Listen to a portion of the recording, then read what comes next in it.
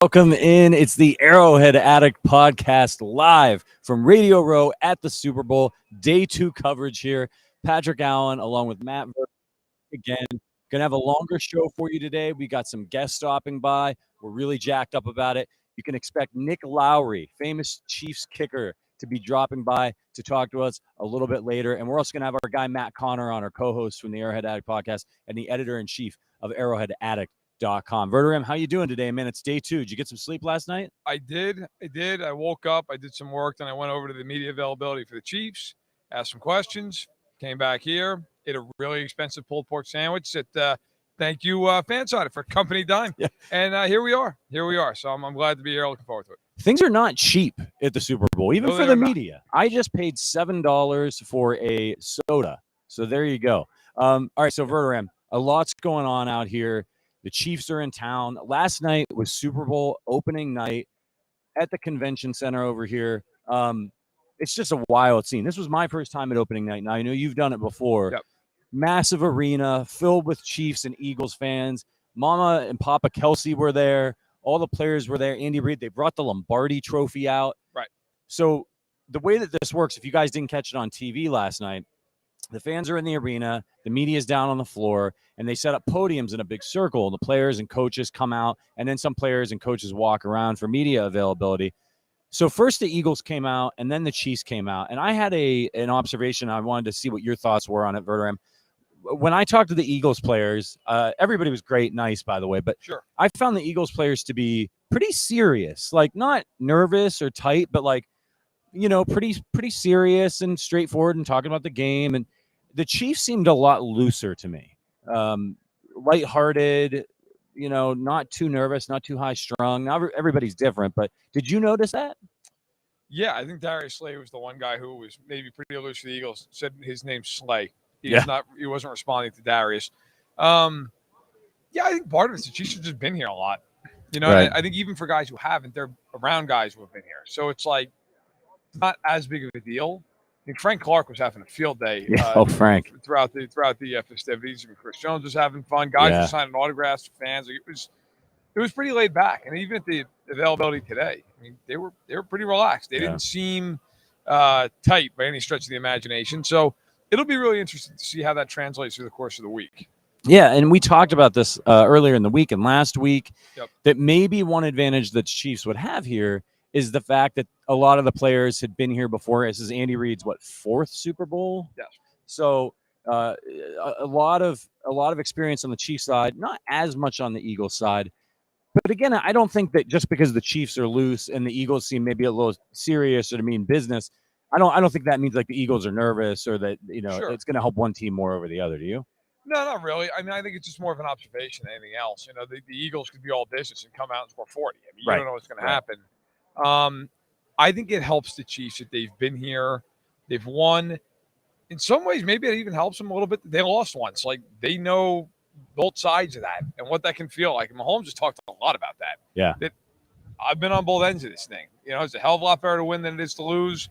I just think it's really interesting the way that the Chiefs have kind of handled this week. I mean, they've not been overly anxious. I mean, they really, they talked about the fact they did their planning all last week. They're not even game planning this week. They're already done with that. Right. I thought it was also interesting that they're getting healthier. I was there today. Patrick Mahomes is 5 feet in front of me, and he said his ankle's feeling way better than it was. Everybody's going to practice for them today. Yesterday, they were in pads. Right. Practicing pads yesterday. That's a rare thing at this time of year. So they seem like they're in pretty good spirits and they're in pretty good shape and getting healthier at the right time. Yeah, you and I were standing next to each other when L'Jarius Sneed took the podium last night. And if you haven't been catching up on arrowheadaddict.com or you haven't been catching up on Twitter, Verderame got the first question in and asked L'Jarius if he had cleared the concussion protocol. That was breaking news. He said he had yesterday, just that day.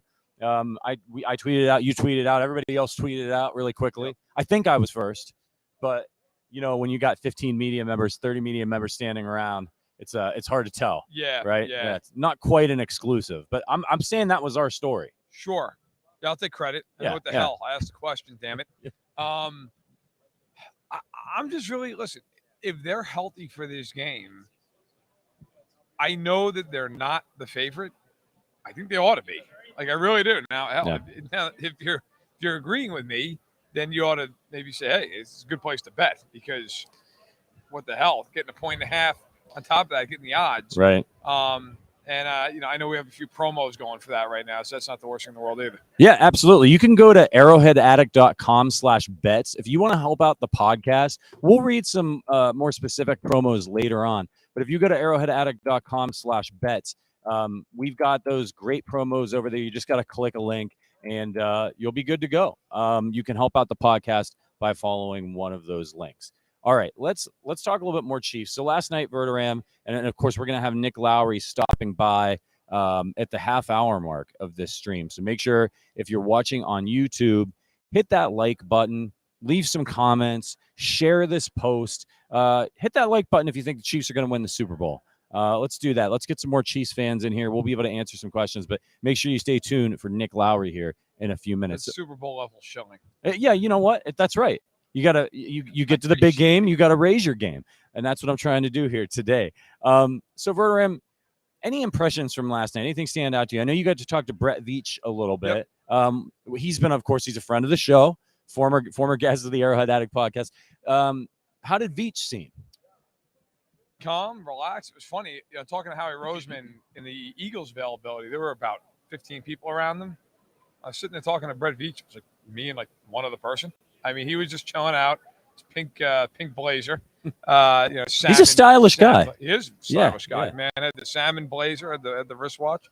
I asked him about the rookie corners. I've got a really big story coming out on that tomorrow. That thing's like 2,500 words at the moment. But also, he said, listen, those guys have exceeded expectations. They thought McDuffie would come in and play well and play right away. Did not expect that Williams and Watson would play this well this quickly. But also just kind of talked about the fact that, look, it's great to be here. Like, this is hard. This is a really hard thing. I asked about him and Roseman. They were together 9 years in Philly, and I have a story on that as well. But he kind of alluded to the fact that, look, it's great to be here, period. I mean, just to get to the Super Bowl is so hard. And you can there's a lot of confidence in this group about the way they feel like they can go out and play this game. I think maybe it's a little bit similar for people like Brett Veach and Andy Reid and Patrick Mahomes as it is for us fans. I know I feel a lot different about these last few Super Bowls that the Chiefs have been in than I did that first one. I mean, I was a nervous wreck, really wanted them to get it. Of course, I really want the Chiefs to win. But I think once you've been there, right? I think especially for a guy like Brett Veach, he's done his work, right? Sure. Like, and this is sort of a validation of the work that he's done in the offseason and the roster planning that he's been doing over seasons, that he can sit back and say, all right, like, I did my job. I put together a Super Bowl roster capable of getting to the Super Bowl. Obviously, he wants to see him win it. But at this point, if you're Brett Veach, you can't do anything. Can't make any more trades. There's nobody walking around on the street that you're going to pick up and sign. And so you roll into the stadium on Sunday and let the chips fall where they may. Hope the coaches and the players get the job done. I mean, if you're Brett Veach at this point, sitting back with everybody else watching. I mean, obviously you've got a little more insight maybe than the rest of us, but you're watching. Right. There's nothing he can do. I mean, it's just a team he's put together. This is the coaching staff they have. I look, in reality, we're going to break the game down a million ways. But the truth of it is, it's going to come down to who plays better on Sunday. Yeah. I mean, it really, these teams are here for a reason. There's no fraud in the Super Bowl. There's no flukes. No. I mean, you get to this point, it's all about who plays better on that day. And maybe there's tendencies, some things you can look for, and that's why we're here talking about it. But the reality is, it's a game unto itself. We don't know if this is going to be a blowout, right? But you don't know that. What if it's a game? What if it's a day where Hurts throws 3 picks? He just doesn't. And maybe they're not even fault. The guy drops the ball, it goes through his hands, and gets picked. Or it's tipped at the line of scrimmage. I mean, that stuff happens. Yeah. It does. It's going to be fast. The game plays out, and we have another 6 days we're going to talk about it. Yeah, and it's one of those things too where I think, and we'll talk. We had somebody from Pro Football Focus coming by later today as well. You look at the season, you look back at the season, and say, "Oh, the Chiefs were good at this. The Eagles ate a lot of sacks and blah blah blah blah blah." But in reality, that doesn't matter on Sunday. Like, throw it all out the window. This is one game. I mean, you can be the greatest sacking team ever, but you can have one game where you don't get any. right? How many times have we seen great run defenses throughout the course of the season? But every now and again, yeah, you get lit up for 250 yards. So it's all about matchups and game plans come Sunday, as far as I'm concerned. Forget about the regular. Yeah, I agree. By the way, apparently I'm having audio issues. Oh no. Keep an eye on. We're gonna figure it out, guys. One guy said both mics suck, so that's at least we're in the same boat. Yeah. All right. But so I think it's one of these things you don't know. I mean, they had 70 sacks. They may not have one sack. You don't know. I mean, they might have 7. I mean, that's the nature of this stuff. You can all of a sudden have a game where the game goes one way early and it goes, hey, it's going to be a close game, even whatever, and then it's 2 turnovers in the first quarter and nothing. Right. I mean, this is game 7. And we always say in every other sport, it's game 7. Anything's possible. Anything can happen. Yeah. You don't know what's going to happen. It is game 7. Anything is possible. Right. Yeah, they got to lay it out on the line. They got to let it all hang out. So last night I was standing, and hopefully the audio issues are as our producer Hunter comes to help us out. I was standing. You got a new mic coming in. Let's see if it's much better. So we'll see how things play out. Yeah. All right. So last night I'm standing waiting to interview Andy Reid, and there's like a countdown clock up there because they're at their media availability for an hour. Yep. I'm about to interview Andy Reid, and I feel almost like a hug from behind, two hands on my shoulders. I turn around. What's that? Fleece? It wasn't a fleece, No. thankfully. I think they're around here looking for me somewhere. But 2 hands on my shoulder, and I turn around, and who is it? It's Mecole Hardman. And he's like, hey, excuse me, man. Can I get in there? I want to ask Coach Reid a question. Now, if you've ever been to one of these things, you know that your headliners, they have the most media and cameras around. Andy Reid, Patrick Mahomes. Yep. So I was fighting a good fight to get up there, and I was finally next up, about to get him a question. And I ceded my spot to Mecole Hardman. He asked Andy Reid a question. I should have. been like, hey, man, you know what? Yeah, you do your job. Let me do mine. So I ceded my spot to Mecole, and he asked Andy, hey, do you have any the clips, I think, on Arrowhead Addict. You can check it out, arrowheadaddict.com for the full clip. But he asked Andy, do you have any special tricks up your sleeve? And Andy said, no, going by the book. Like, kind of a wink thing, If you're Andy Reid, what do you pull out? Things that are going to make Matt Verderame insane. Blake Bell, little Blake Bell option. A little short side run to the right. Yeah. You know what? I think in this game, honestly, this might be a spot where this Philly is. Maybe you have a reverse in the game. Maybe you have a flea flicker. Now, the flea flicker, you better move it. You better get the ball off. But if I'm them, it's not supposed to run a ton of trick plays. It's not my deal. But I would run a lot of jet sweep motion. I'd run a lot of action because whenever you do that, even if you don't have the ball, it creates a half second of what am I looking at? What's happening in front of me? A half second in the NFL is an eternity. Right. That is the difference between getting sacked, getting hit, or throwing a touchdown. Like, I think it's a ton of motion. I literally wouldn't run one play and have motion in it. I would try to make them stop and think for a second.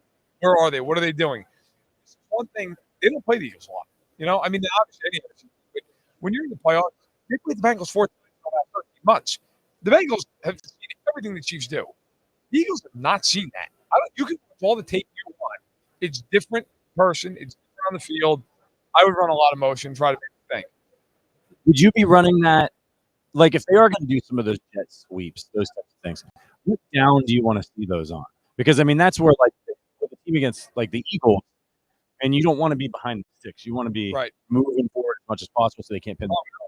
Right? Yeah. I mean, I thought it was interesting, too, on the flip side of the ball. Spags was talking to myself, Palmer, NFL Network last night. He said that their keys, they got to win on first and second down. He's like, we have to get them. He said, because they'll go for it on fourth down at times too. They're an aggressive team. So the Spags was like, look, we have to win early. That makes me wonder, are they going to be aggressive on first down? Are they going to be aggressive early and try to, obviously, look, any D coordinator wants to have a team in 3rd and 10. That's not breaking news.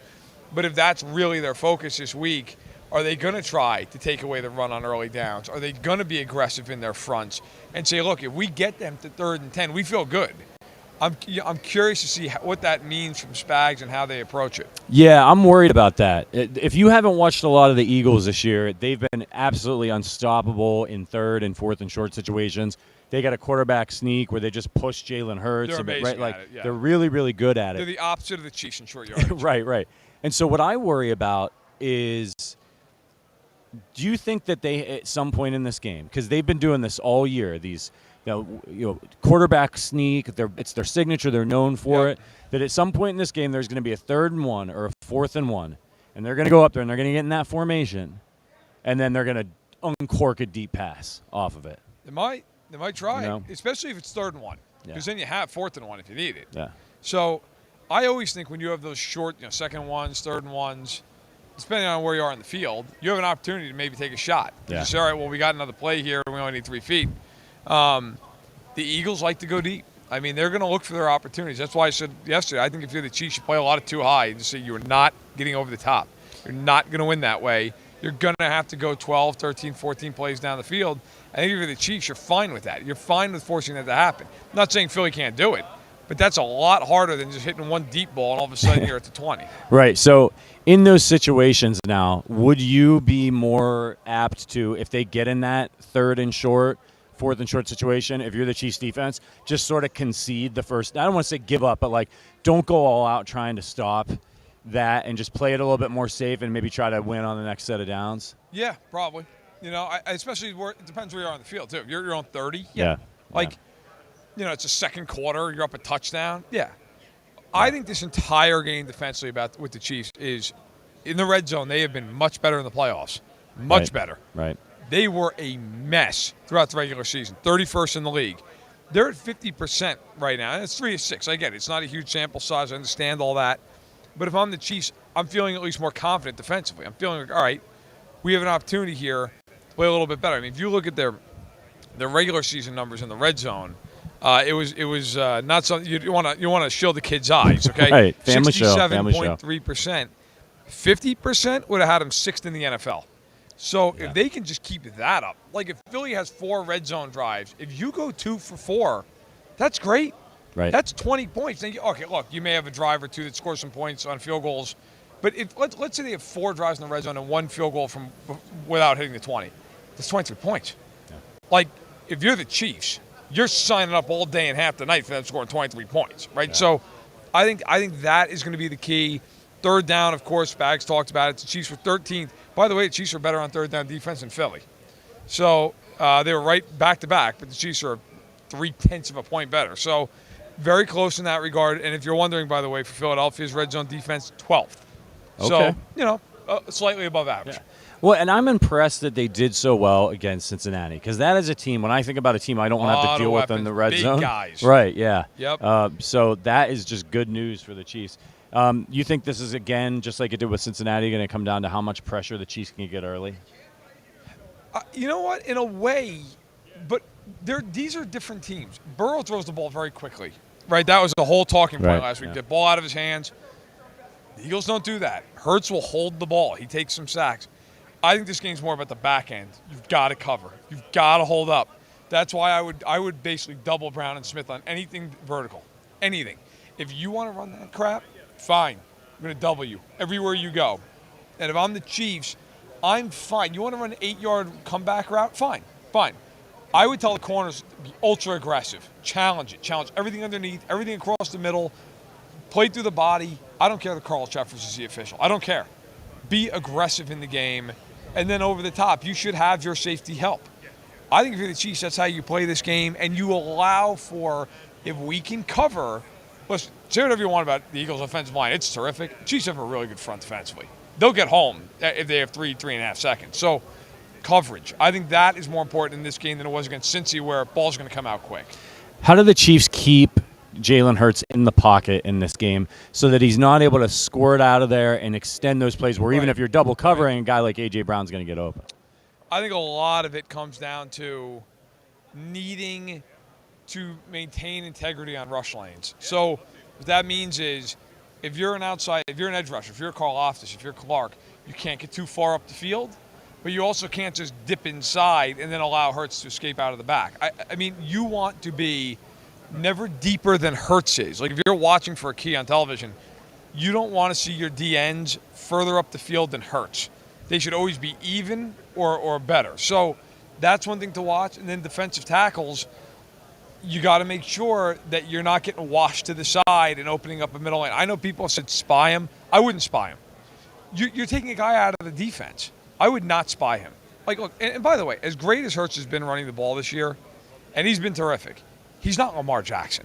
Like, right. He's not, as much as you respect it, you'd be a fool not to incorporate it into your game plan. You know, when you look at Jalen Hurts this year, can he run? Absolutely. But if you look at it like, so early in the year, he was 90 yards in week 1, 57 yards. And after that, he had a stretch where he only had more than 30 yards, more than 40 yards once over 7 games. Then he went nuts and he ran for 86 and a $157. And then it's been 12, 77, 61, 13, 34, 39. Like, I'm not saying he can't run. He obviously can run. But it's not to the level of like Lamar Jackson where if he gets loose, he's gone for a touchdown or 60 yards. Like, if he rushes for 40 yards in this game, 50 yards, fine. I don't care. I'm not changing my entire defense to stop that. Right. It's more the kind of the obnoxious kind of running where it's like you think you got him and he scores, he gets a first down and you're like, God damn. Like, just if I was going to spy him, it'd be on third down. Willie Gay? Yes. If I'm going to do it, it's or maybe even Justin Reed. Okay. Like, third down, play where okay, maybe here, right? But I'm not spying him all game long. If he runs for 50 yards, who cares? It's the same as if a running back does it. Right. I'm not. Now, if it gets to a point in the game where he's killing us on it, fine, change. But I would say I don't care if they run the ball a little bit. Cannot get beat deep and got to play well in the red zone. Do that, think you're in great shape. Now, you've gone on the record as saying, and I agree, if the Chiefs can get a lead in this game, it could be a lot better for them. Oh, yeah. But the Chiefs also, when they win the coin toss, if they win the coin toss, they tend to like to defer. Correct. Is this a situation where you would prefer, if they do win the coin toss, take the ball, get your lead? No. No? I'd want to play defense. You want to see what they're doing? Oh, yeah. You know what? Hurts has never been in this game before. Let him be a little jittery. Let him come out and deal with all the flash bulbs. And defensively, get off the field maybe. If you can do it, you've got a huge advantage already.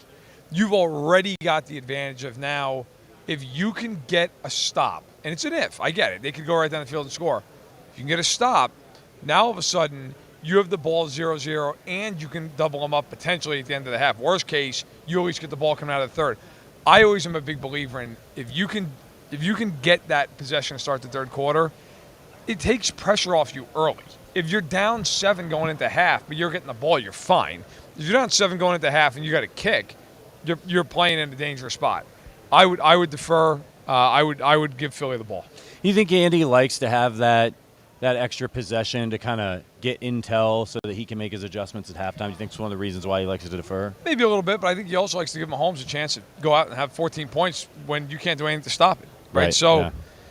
I think if you're the Chiefs, I don't think they'll change. I'd be shocked if they won the toss and all of a sudden like, hey, we'll take it. Right. They are who they are. I think it's going to be interesting too. You know, in this game, I was talking to Kaiser White, who's a former Chargers linebacker who now is with the Eagles, and he was saying, not on a matter of a coin toss, but he had something to say about. Said, hey, what would be the biggest key for you guys in this game? Just taking the ball away, getting a turnover. They've taken the ball away in every game but 2 this season. That is going to be another huge point of emphasis in this game. Like, don't give away possessions. You know, Philadelphia's won a lot of games based off the fact they've just taken the ball away from teams nonstop. If the Chiefs don't turn the ball over, I think they're in really good shape. And then if you factor in, if they get the ball coming out in the third quarter, you get maybe 2 possessions in a row. But at worst, you're keeping it going back and forth. You're not giving away 2 possessions in a row.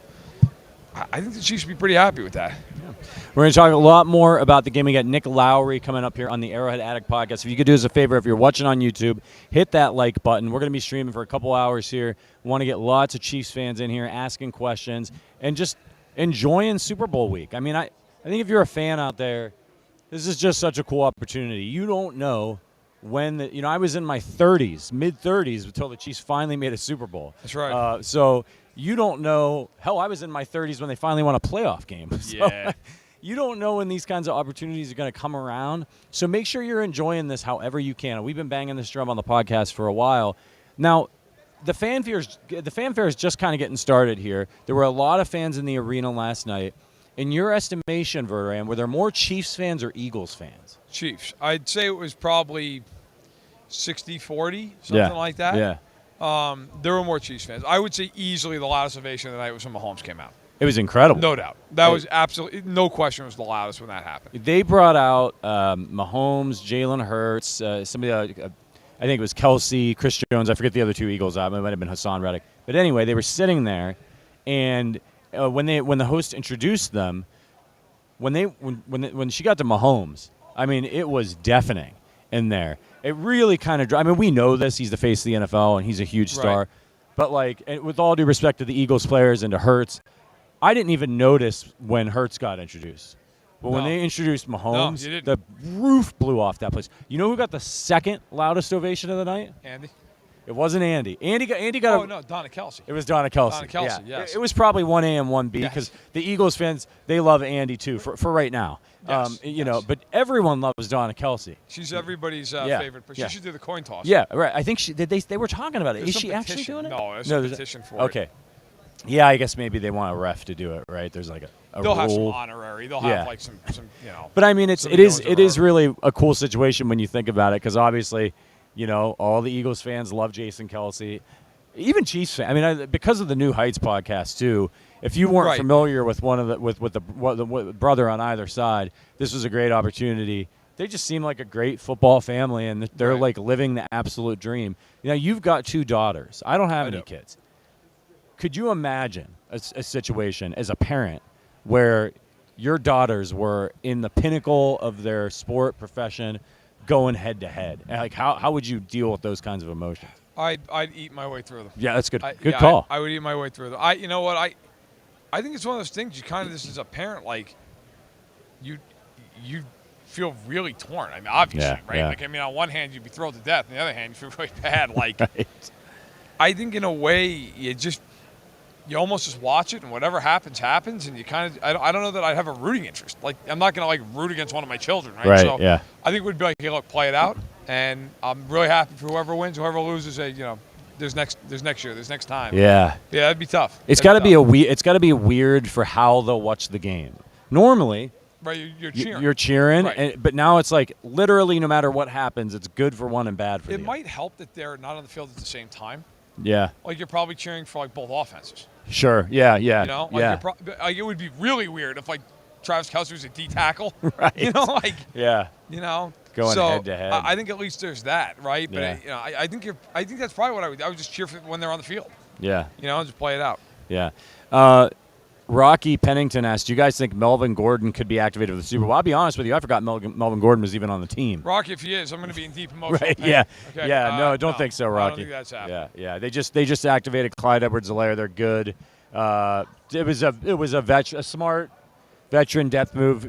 Running backs get hurt. Use insurance. Yeah, just to have that back there. Let's get some questions in if you guys have any. We're waiting on Nick Lowery to stop by. Going to be talking to him. Very excited. Now, he's kind of the kicker of our youth, Nick Lowery. Yeah, I mean, absolutely. He was with the Chiefs for a long time, and I remember him hitting. He was Mr. Over 50 yards. Yeah, look, Nick Lowery was the best kicker in really statistically in franchise history. Yeah. I mean, Jan Senderud, of course, the Hall of Famer. Nobody's taking anything away from Jan, but statistically speaking, I mean, Lowery was unbelievable. He was with them for almost 15 years. Right. I mean, he had a long career. Kansas City. I remember the first game I ever remember watching. He had the game-winning kick against Pittsburgh in the wild card round in '93. Yeah. So I always remember him for the single bar face mask. Yeah. Right before everybody stopped getting away. Damn it! I want more single bar face masks. Yeah. Morton Anderson wore that too, didn't he? He did, but not in Kansas City. Yeah. Okay. Yeah. William DeLong asks, "Do you think this is a good one? Do you think the turf will affect the game this time, like it did back in September? If you don't remember, first play of the game, Chiefs kicking off, Harrison Butker slips on the turf, gets injured, wasn't right for most of the season. Right. Do you think it plays a factor on Sunday? Are you worried about it? They've been manicuring. No, the Super Bowl field is different than the regular field. They've been manicuring this for 11 months. Wow, really? Yeah, yes. So that's incredible. I do not worry about the field in this game. No. Okay. I was reading that for next year's Super Bowl in Vegas, they'll start working on the grass right after this game ends. That's what they do is amazing. It's insane. I can't get my lawn in my backyard to look good. It's a disaster. You know, I mean, it's just it's patchy, and the fact. So I thought I saw this on Twitter this morning, but I haven't confirmed. Are the Chiefs going with the gold end zone Sunday? Yes. Oh, is that your favorite? Yeah, I'm a big fan. Gold end zone. It's just Chiefs in red, and then you get the Arrowhead on the left-hand side. Yeah. And the Eagles are going with their name mark in white and a green end zone with their logo on the left-hand side. So, yes, it's all set up. It's all set up. They got the I think it's at the 30s, the Super Bowl logo, and then the NFL logo at 50. I'm a huge field nerd. Yeah. That stuff is great. We got another question here from Ms. Kraft. What are the chances that Bieniemy gets a job this offseason? How does the win-loss on Sunday affect those chances? I don't think it matters win-loss. It's a good question. I think we're kind of going to watch Bieniemy entertain other job offers if they come. He almost left last year, and we were the ones who broke that he was coming back. I could see a scenario like that happening again. I could also see a scenario where he gets offered an OC job elsewhere, maybe even the head coaching job in India, although it seems like that's a long shot. But I think for him, maybe it's time for something different. You know, I do. And I would wish him all the best. I would also selfishly feel like it's the last time I have to answer the question, does he call the plays? Right. Because he does not call the plays, but that has not stopped people from believing it for the last 5 years. Yeah. That's as we are joined here from a great former Chief. How you doing? Nick Lowery is here. Hey, how about the best story in football, the Kansas City Chiefs, from the ownership down to Mark Donovan in the best in-stadium experience in the NFL, to the coolest quarterback on the field and off, to the funniest, outrageous, best tight end in the NFL, to the best pass rusher in the National Football League, and a great team by itself. I got to ask you right off the bat. First of all, well put. Second of all, you're rocking some serious jewelry. Yeah. Thank you, the necklace, Clark Hunt, the for letting me have That's beautiful. that. The Super Bowl ring represents 50 years either of frustration or what it is now, which is we're back, boys and girls. Yeah. That's right. I like the necklace. The necklace. That's nice. I mean, for a kicker, that's perfect. So Randy Mahomes, Patrick's mother, has this. Clark Hunt has one. Mark Donovan has one. And anybody that contributes $300 to my foundation for Champions for the Homeless can get one too. So it's pretty nice. Yeah. There you go, guys. Look at that. That's pretty cool. $300. Yep. And it's a write-off, and they get one of these. What's the website? Where do they need to go to do that? NickLowery.org, and it's the official 501c3, and we've served 100,000 homeless in 17 years, and we're going to be featured as the Arizona nonprofit to be featured at the Lee Steinberg Super Bowl party on Saturday. That's great. Yeah. That's great. That's great. Who are you with, and what are you guys here I am with promoting? one of the finest people I've ever met, truly, who just stepped down as the chief of the Border Patrol in Yuma. I've done 2 events there with Brian Urlacher, thanks to Sonia Mashmeyer, and we handed out 75 footballs to the Border Patrol who are, they've been missing people. They've been forgotten, and just meeting Chris and talking to Raul Ortiz, who's the national director, saying, hey, listen, we're here for you. We want to make sure that you're not forgotten, not because there aren't people trying to come into this country, because they want to make America better, but because, of course, there are 1,000 people a day just on the southern border that are coming in, and you cannot figure out who are coming in for fentanyl and human trafficking as opposed to coming in for, what you might call the right reasons. Yeah, and Chris, can you talk to us about this? Is not, I think a lot of people, they hear a lot about the border and everything that's going on, but they don't really know. This seems like a really difficult, hard job for many different reasons, right? I mean, some traumatic stuff happening down there. People are desperate. You got people trying to get drugs. It's just, can you talk to us a little bit about it? Yeah, absolutely. And again, I'm just grateful to have this relationship with Nick, because we're come down to the border and take care of our men and women that wear the uniform. But yes, we're dealing with people, both sides of the border, so it's complex. You're dealing with smuggling organizations, cartels that are commodity neutral. And it's all about making money. It's profit making for them. And so people from all over the world, and when I say that, I'm not kidding. Last year alone, when I was chief in Yuma, we had over 115 different countries we arrested people from. And most of our neighbors to the south in Mexico, Central America, weren't even in my top 10 countries. So it's a world problem that's coming in, and what it's doing, it's stressing the resources that we have, because people are coming in, crossing the border illegally, and our agents are having to respond. Well, these people are trying to take advantage of some of our system, where our agents get frustrated because they know what's going to happen. They're going to end up being released. But the real bad actors, the ones that are bringing the heavy narcotics, the ones that are criminal aliens, the ones that could be, somebody that has real bad intentions, are getting away. And in the last 2 years, the Southwest borders had over 5 million arrests and over 1 million known gotaways. And so the agents get very frustrated because their hands are kind of tied, because they're dealing with this migration flow instead of focusing on this national security and border security issue. So trying to find that balance takes a toll. And so bringing legends like Nick Lowery and Brian Urlacher and Randy Grimes and others in the mental health profession to come down and just talk to agents and say, hey, thank you for what you're doing. You're truly the heroes,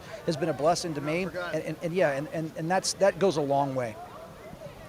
Yeah, is it something from your perspective that, with the mental health component specifically, has that advanced in recent years? Is mental health has kind of entered the national consciousness, not just in this particular instance, but I feel like in general, that's been more of a conversation, right? I mean, it feels like people are maybe taking care of themselves a little bit better, or at least realizing that they should. Do you see that shift in Border Patrol, or is it kind of just in its infancy?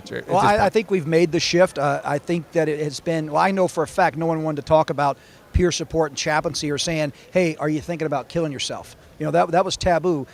You're a type A, you're a law enforcement, you don't talk about those things. You just swallow that until it manifests and becomes a problem. And that's not the way we've learned over time, right? We've gotten educated that that's not a good way to stifle your emotions, stifle that you see trauma, or you have years of cumulative trauma. And so we need to just make sure we can talk about it. Not every agent or many of the agents have issues, but you know what? We want to make sure before that ever gets to that, before they make a bad decision or say something wrong or do something wrong, that they know that they're taken care of, they're appreciated, and they're loved, and that we're going to get them help if they need it. It should not be a stigma to say, hey, I'm not feeling okay today, I need to talk about it. So I actually, the brand ambassador for COPA Health, mental health, and you see Michael Phelps and Simone Biles and Naomi Osaka talking about that mental health is important to them, which created some space. And football players and CTE, we've had my friend Junior Seau commit suicide, and too many people, Kenny Stabler, you name it, some great players. Same thing with veterans, et cetera. So mental health is something I hope in COPA Health can begin to work with the Border Patrol to say, hey, we're here to make sure that before anything gets bad, you are able to feel on top of your life and not feel like it's too much, because that's what happens. Day after day, it becomes too much. I imagine it's helpful to see other, similar types of guys, right? Guys when they go in the law enforcement, seeing NFL players who have also been traditionally viewed as tough guys and not allowed to, talk about their mental health, come down and look out for you and say, hey, it's okay to talk about these things. In fact, it's important that we do. I mean, that is exactly it. That is exactly it. Well, I don't know. I think it was a couple of the players. It may have been Randy Grimes, but they talk about, hey, we geared up for 3 hours on a Sunday, and we had an off season. Law enforcement, and particularly in the Border Patrol, you're all the time. You don't get a break, and the media has been, not so favorable, and some of the politicians involved in things have not been so favorable, and it takes a toll. But after when a football player has a bad game, they talk about it, but they're ready for next week. But so there is similarities, right? And again, when you can have Hall of Famers and the most accurate kicker in Chiefs history, all that come in and say, hey, man, I feel you. Yeah. That goes a long way, and that's huge. And, the other thing is, who else is telling the story? If 60 Minutes and 2020 come in and frontline and say, we want to go into the facilities, talk to these people, find out what's going on, how well are they being treated, they're shut out. How do you do that? How do you not allow our media to just see the story and let people, honest Americans, hardworking Americans of all races, make up their own minds? To me, that is doing a disservice and a disrespect to Americans that are working hard to do the right thing. And I think, we're in this climate now where probably 85% of Americans are doing the right thing, working hard, paying taxes, and want an America that's diverse and respects all people. and let's pull ourselves together and honor people that are serving this country the way they are. So that's our only goal, is to tell the story because no one else is telling it. Yeah. That's well said. I couldn't agree more. And to switch to football for a bit, you made a lot of big kicks in your career. You had a long career, you had a great, distinguished career. We're going to talk to Adam Vinatieri tomorrow, another man who made big kicks. Yep, he sure did. When you played, how did you manage your nerves when you had a big kick? Whether, game-winning kick, game-tying kick. I mean, what was it for you that you were able to stay two basic voices. Cool? One, you run out going, "Holy my God, this is the scariest thing ever. Help me, Mom." And then there's the other one that says, "Shut up." You practice. What you do is literally, seriously, you practice. Every practice kick is a situation with what I call healthy pressure. And this is true for all athletes. You make practice that way so that when you're in the game, you're back at practice. And that's what Harrison Butker does. That's what Pete Carroll did for the Jets when I was with them. That's what Andy Reid does. You got to create that game mentality. And Patrick Mahomes and Travis Kelce, we got to push ourselves in practice so that we can relax. And, frankly, Vince Lombardi said that too. Make practice so hard that it's kind of fun to play the game. Speaking of clutch kickers, Harrison Butker has generally been a pretty clutch kicker for the Chiefs over the years, including nailing a bunch of different game winners in the AFC Championship including game. Sunday. Yeah, just last week. Hello. So, there were comments. There was a lot, though. He had a stretch where he had an injury earlier this season. Then he had a stretch where he struggled a little bit. There were some comments made by Dustin Colquitt about Tommy Townsend and the holder. What did you see from Butker this year, and why did you think he had that period of struggle? Dustin Colquitt did everybody a favor. He's a great guy. He was a great holder, and he's just saying, hey, don't forget the holder's important. Tommy Townsend, my God, what a great punter. Yeah. Unbelievable. Crushes the ball every time.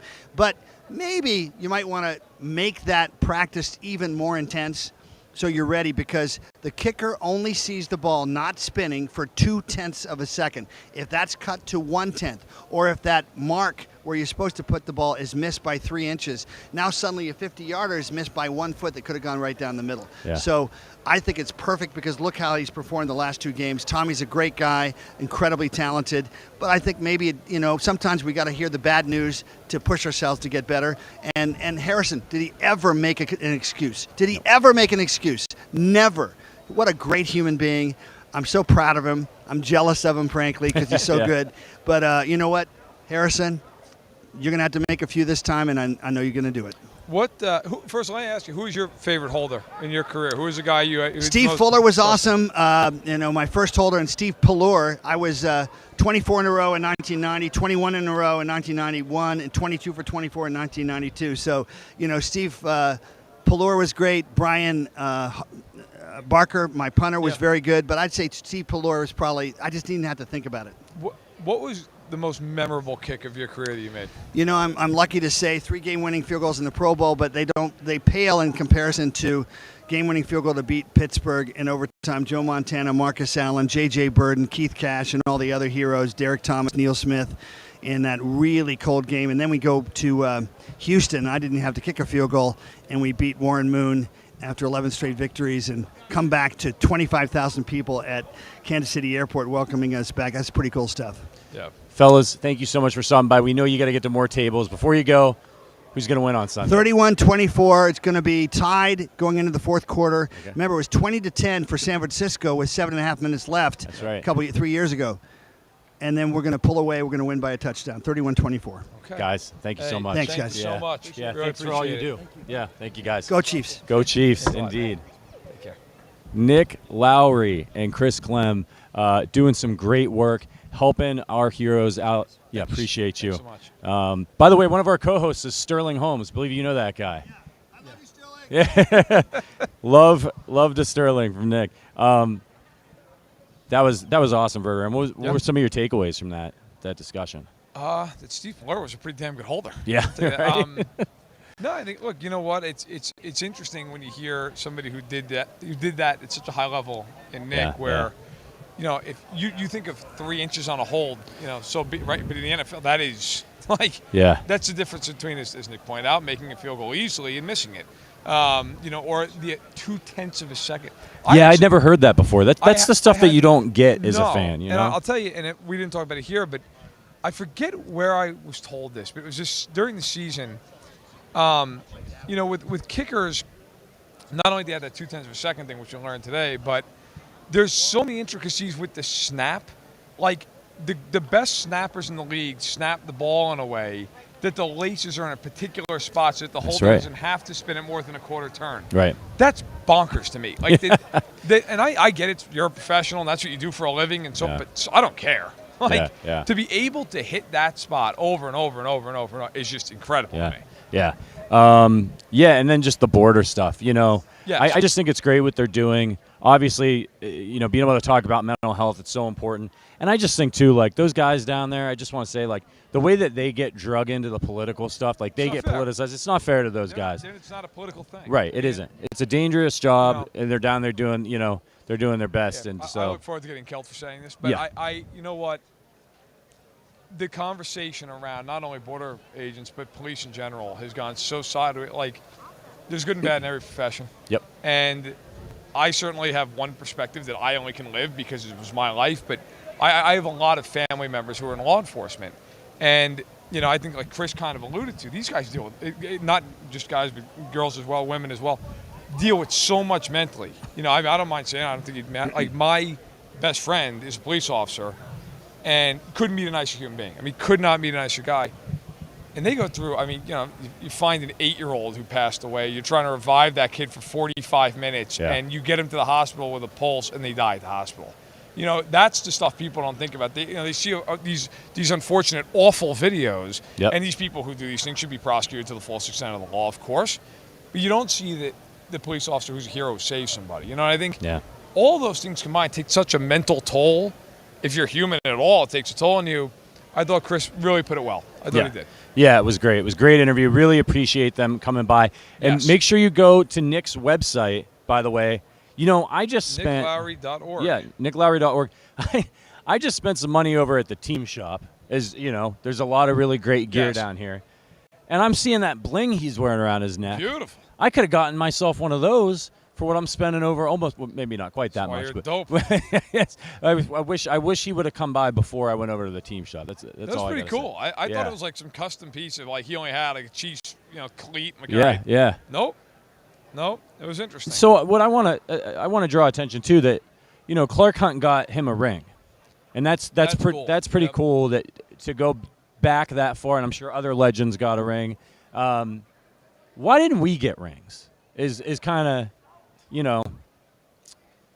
I would have enjoyed one. Yeah, I mean, we've devoted our entire lives to the Kansas City Chiefs. That's right. It would have been nice. Yeah.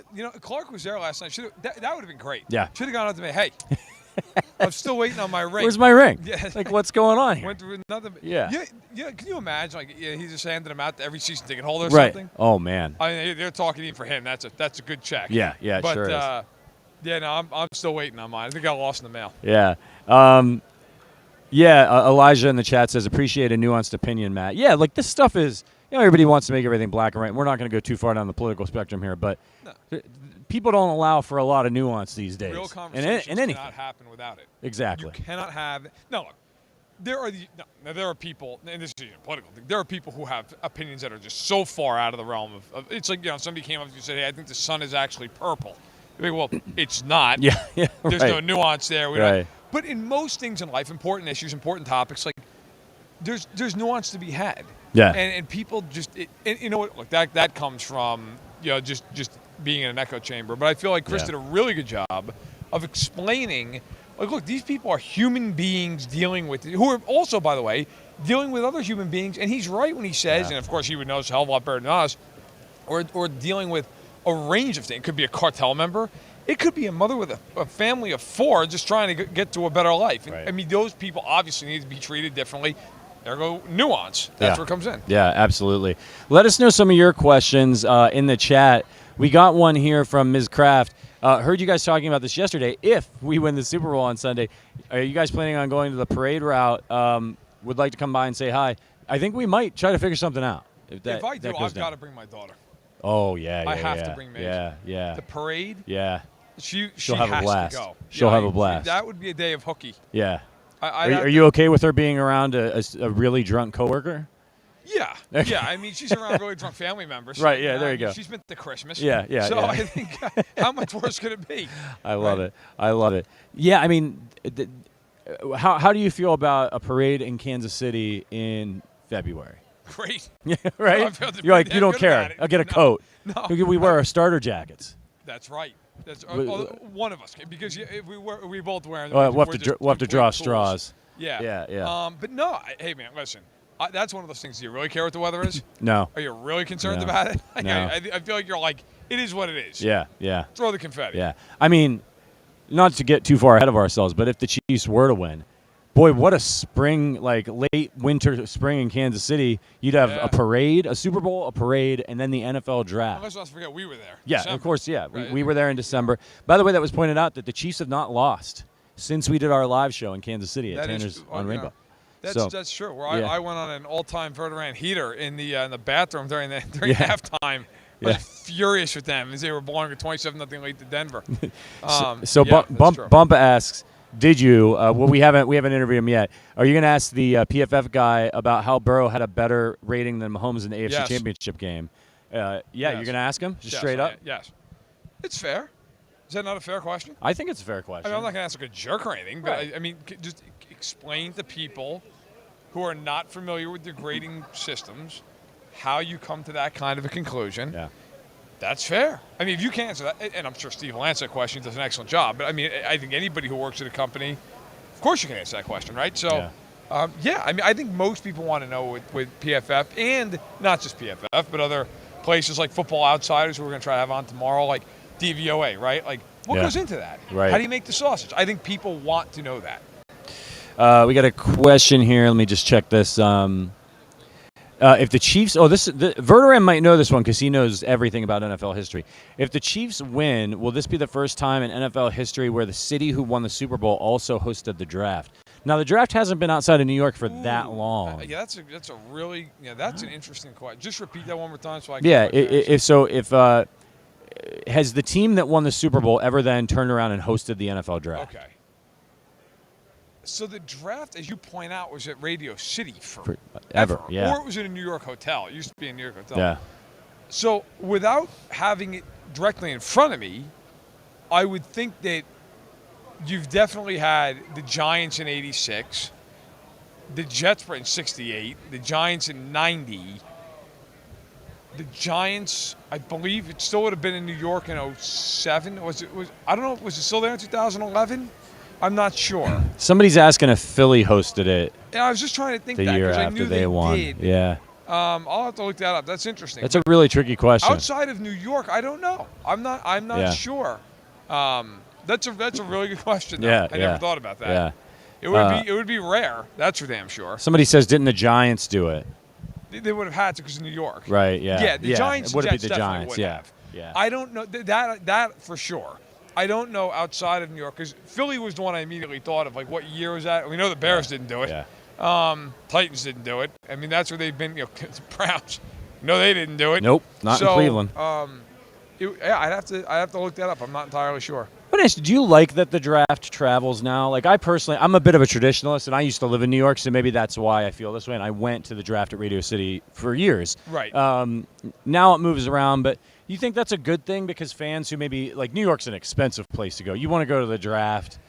It's hard for some families, whereas if the draft comes to you, it might be a little bit more affordable. I think, at first I'm a traditionalist, and I was like, I liked it, where it is, but you know what? I think I got to be fair. I like that it moves around now a little bit. It makes it interesting. It makes it different. Each city can have its own flavor. Yeah. I think that's kind of cool.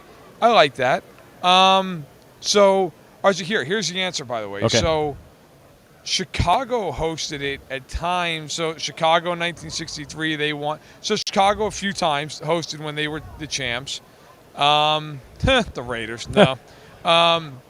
So Chicago did it a few times. New York, the Jets, the Giants, all 4 times. And then Philly, they won their title in what? It was 2017. They won. Sounds right, yeah. They hosted it going into the year they won the Super Bowl. Got it. So there's your answer. There you go. We got a question from Michael. By the way, if you have questions for us while we're waiting for our next guest, feel free, fire away. Super chats get priority. Appreciate all of you. Michael says, is it possible that we will see the Eagles defense get exposed like Brandon Ayuk believes? Now, if you didn't see Brandon Ayuk, he said some comments a couple of days ago basically saying that he thought the 49ers knew how to beat the Eagles defense and were going to expose them, but they weren't able to because of the quarterback injuries. And he said he thought the Chiefs were basically going to – he didn't say this exactly, but he thought the Chiefs are going to light up the Eagles. And Michael goes on to say the Eagles have only played 2 great quarterbacks on the year they gave up 40 to Dallas and 33 to Rodgers. And frankly, neither one of them were excellent this year. Right. Prescott led the league in picks despite missing a month and a half. They played Trevor Lawrence, but they played him in week 4 in a driving rainstorm. Yeah. And Rodgers had absolutely nobody to throw the ball to, and he played half the game. She got hurt.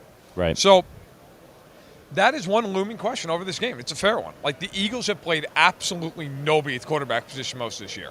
Right? I mean, they played Goff in week 1. Goff, honestly, of all the quarterbacks they faced, he probably had the best year of anybody. Yeah, yeah. And he was week 1. They scored 35 points on Philly. Yeah. So I don't know. I will say this.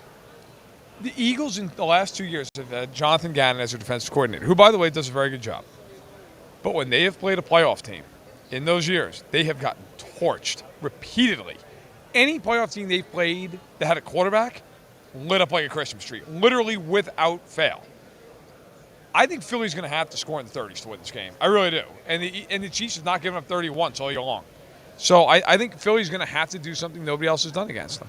It is going to be so exciting on Sunday. I know you guys are getting more and more excited. Fire those questions in. Listen, if you want to support us, there's a lot of different ways to do this. You might know we have memberships. We got a lot of really great members. They're commenting. We've got a really great Discord that we have just building this great Chiefs community. Yep. There's a bunch of different levels. There should be a link in the description if you want to become part of the Arrowhead Addict community. We just had a happy hour a couple weeks ago. We did a fantasy football league. A lot of fun stuff. It's awesome getting to know you guys. I was texting with some of the members that are here last night even. So it's really awesome. William DeLong says, are you guys going to be in the stadium for the game? I will not be. Verderame will be in there somewhere. I will be there. Yeah, he'll be in at the game. Yeah, I'm not going to be, and I'm very happy to say that the reason is because Fansided has partnered with Special Olympics this year, and we've got a special correspondent, Special Olympics athlete, Malcolm. He's going to the game with Verderame. He's our reporter. He did an awesome job last night at Radio Row. As our next guest comes to join us. Yeah. How you doing, Steve? Steve, how are you? Good. Thanks for stopping by. Pro Football Focus is in the house. Got it. Let's go. I'm here. Right. Let's go. You been making the rounds today? Yeah, a little bit. It's been fun. Yeah, staying busy. When did you get into town? Yesterday morning. So I usually get in Monday night. It was nice to get in, get settled, and Tuesday is usually when it starts to get crazy here. And for people out there, where are you based out of? I'm in Cincinnati, so right. PFF's headquarters. We're all in Cincinnati now. Originally from Boston, though. So that's why you guys rated Joe Burrow higher than Patrick Mahomes. Oh, geez, you're from Cincinnati. Here we go. We got a Chiefs podcast going here. We got to get into it. I think we know that's what our listeners want to know, and you guys catch flack. I think. Look, when you grade one of the players that everybody likes highly, everybody loves PFF. When you grade somebody low, you guys are hacks. So is Mahomes low? He's not low. He's one of our top-graded quarterbacks again. That's right. I think what people are curious about, just in general, forget the Mahomes, bro. Like, how is the sausage made, right? Because I think a lot of times people look at it, and look, as Patrick alluded to, if somebody's a fan of a team and the player is graded highly, you guys of course. Great. Yeah. Say, hey, yeah. PFF said he was the best left guard of the week. Right. And then, like, if that guy's graded 13th, it's like, well, I don't care about what that says. Yeah. Can you give a little peek behind the curtain? Sure. How do the grades come week by week and then, of course, cumulatively throughout the year? Yeah, so we grade every player on every play, and it's all production-based. So in the situation of a quarterback, when a QB makes a great throw down the field, 40 yards, right in the receiver's hands, gets the same exact grade whether the receiver catches it or not. So that is where we probably have the biggest disconnect with fans, especially in a one-game sample, where a QB makes 2 or 3 great throws that probably fall incomplete, or a couple bad throws that maybe don't get intercepted when they should, and we're just trying to stay objective about their contribution on every single play. And so, again, when a quarterback throws the ball right to a linebacker, whether it gets caught or not, it's getting the same grade. Bad read, threw it to a linebacker. So we do that on a play-by-play basis. We roll it up into a 0 to 100 grade, both at the game level and then at the season level. So it's just having context added to every single play on the offensive line. I mean, our guys are trained up to say, okay, here's what we're expecting from a guard and a tackle and a double team on power against a 3 technique and get into the second level against the linebacker. Our guys are trained up to see the game through the same eyes as much as possible, to say, here's what a positive looks like, here's what a negative looks like, and we try to just stay as consistent as possible. And at the end of the year, we have grades that get put out there that are context around that particular player. Now, there's other contexts that say, some schemes are easier than others, and that needs to be factored in. That might not be baked into the grade, but that's why it's not as simple as just saying, this guy's a 90, this guy's an 89.2, therefore he's better. Is it, for you, do you feel that some positions are a lot harder to grade than others? Like, do you look at it and go, you know what, this position, there's a lot of gray area as maybe opposed to another position where you go, okay, well, it's a little bit more black and white. Yeah, so there's some gray areas, along, in the trenches and all that stuff, but I think our trench work is actually really, really good because it's really consistent year to year. When you look at our best offensive and defensive linemen, when you break it down by facet, it's pretty consistent year to year, pass blocking, run blocking, the whole thing. I think the further you get away from the ball, when you get into the secondary and corner play and safety play, there's gray areas because that's just tough. I mean, football's challenging because a lot of times a corner is at the mercy of who he plays more than other positions. When you're playing a good receiver, QB combination, you're probably going to get beaten more often. That's just the nature of the position.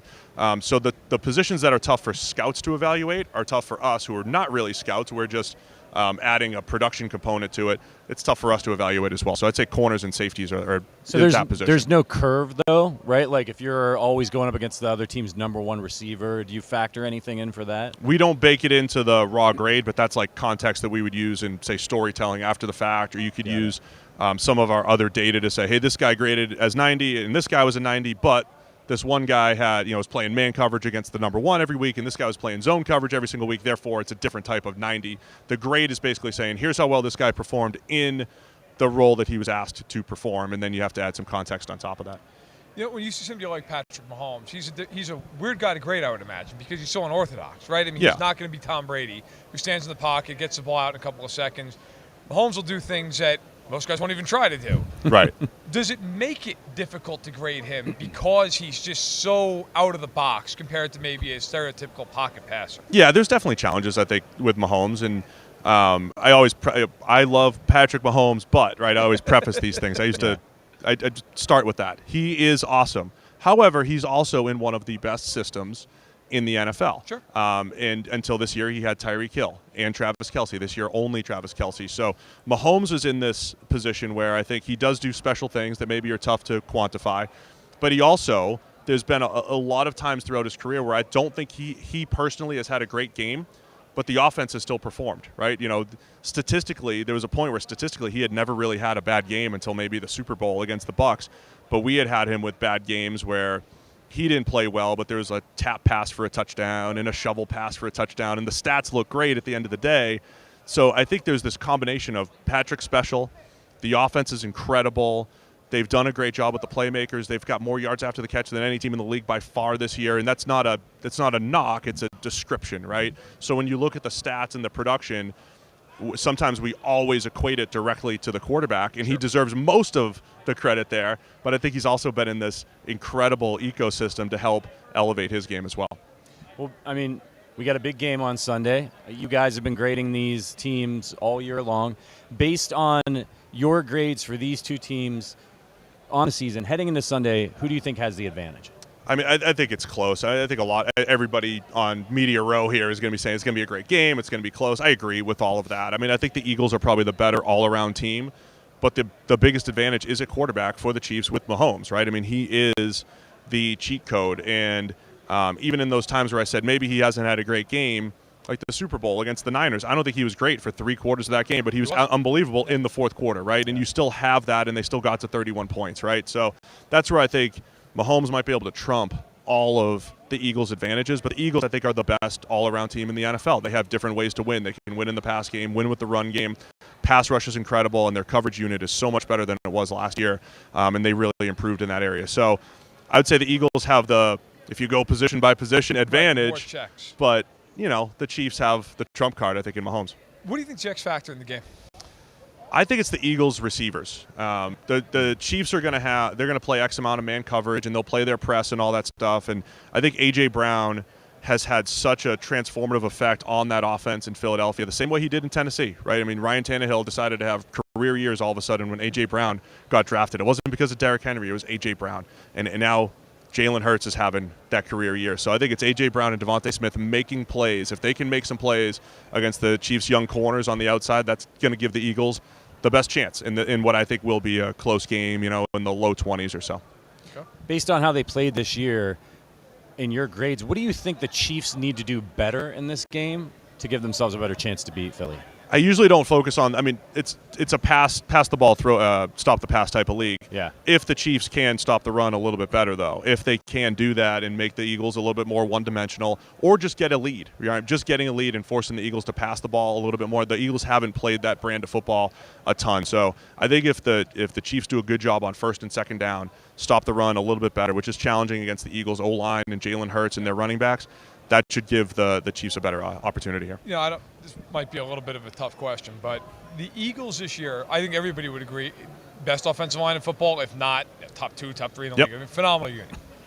They're 24th as a team, though, in sack rate, which is weird. I mean, Hurts is this dynamic, mobile quarterback. The offensive line's terrific. Based on what you've seen, is it because maybe Hurts will hold the ball a little bit, trying to make the special play, teams bring pressure? What do you think is the reason for having such a great line, a mobile quarterback, and yet a sack rate that is bottom quarter of the league? Yeah, so sack rate's usually a quarterback-driven number. Yep. So the fact that Mahomes has a low sack rate isn't, because of his offensive line necessarily. It's because he's unbelievable at avoiding sacks. He invites pressure, which might make the line look bad sometimes. It might make Orlando Brown look bad sometimes when it's Mahomes dropping to 12 yards. Right. But he doesn't get sacked. Hurts does hold the ball a little bit too long, and some of those sacks have come on RPOs, right? So it's a run play. He's pulling it. It's not the line's fault. They're basically run blocking. The throw's not there. Hurts is taking a sack. So it's basically on him. A couple of decisions here and there. Gardner Minshew took some sacks that he probably shouldn't have as well against the Saints. So I think that's where it comes from. The line is really good in pass protection. They're really good run blocking, but it's on Hurts. And that's, those are coverage sacks too, but it's really on the quarterback to make sure he's getting rid of the ball. Do you think the Chiefs' front is a little bit underrated in this game nationally? It seems like, look, everybody knows Philadelphia's tremendous up front, rightfully so. They're great. The Chiefs had 3 Pro Bowlers up front. You could argue whether Orlando Brown should have been a Pro Bowler or not. They had a couple of guys who were all pros, and Tooney and Humphrey. Do you think that group might end up being a little bit more of a story if the Chiefs win, especially on Sunday? Oh, I mean, I think there's a world where Mahomes' quick release and getting rid of the ball against the Eagles' zone coverage helps protect the line a little bit. But the line was unbelievable in those 2 games, particularly the Jags game. Like, when Mahomes couldn't move, it was almost like they said, all right, that's it. Step up your game. In the interior especially, nobody was getting close to Mahomes. The offensive line was spectacular in pass protection against the Jags. Thought they did a great job against the Bengals as well. So, yeah, there's a world where we wake up on Monday morning saying, oh, the Chiefs' offensive line that let them down 2 years ago because they were all hurt, they were a big part of the Chiefs' Super Bowl win here. You mentioned that sometimes quarterbacks can invite sacks, and whatever Chiefs fans watch this line, they point out Andrew Wiley as kind of the weak link. But I've seen some conflicting things. He's been credited with being responsible for some sacks. I saw a column from Bill Barnwell who mentioned that up until just a couple weeks ago, they had him ranked 9th in pass block win rate, and Barnwell kind of posited that maybe some of those sacks were on Mahomes. I don't know if you have an encyclopedic knowledge of every player you guys have graded, but do you have an opinion on Wiley? Do you think it's true he is the weak link, or is maybe some of that on Mahomes? I think he's the weak link because everybody else is good. Yeah. I mean, that's the issue. He's solid. I mean, this reminds me Zach Strief was the right tackle for the Saints for years, and Saints fans didn't like him, and we were like, he's one of the best right tackles in the NFL. I mean, that's just what he is.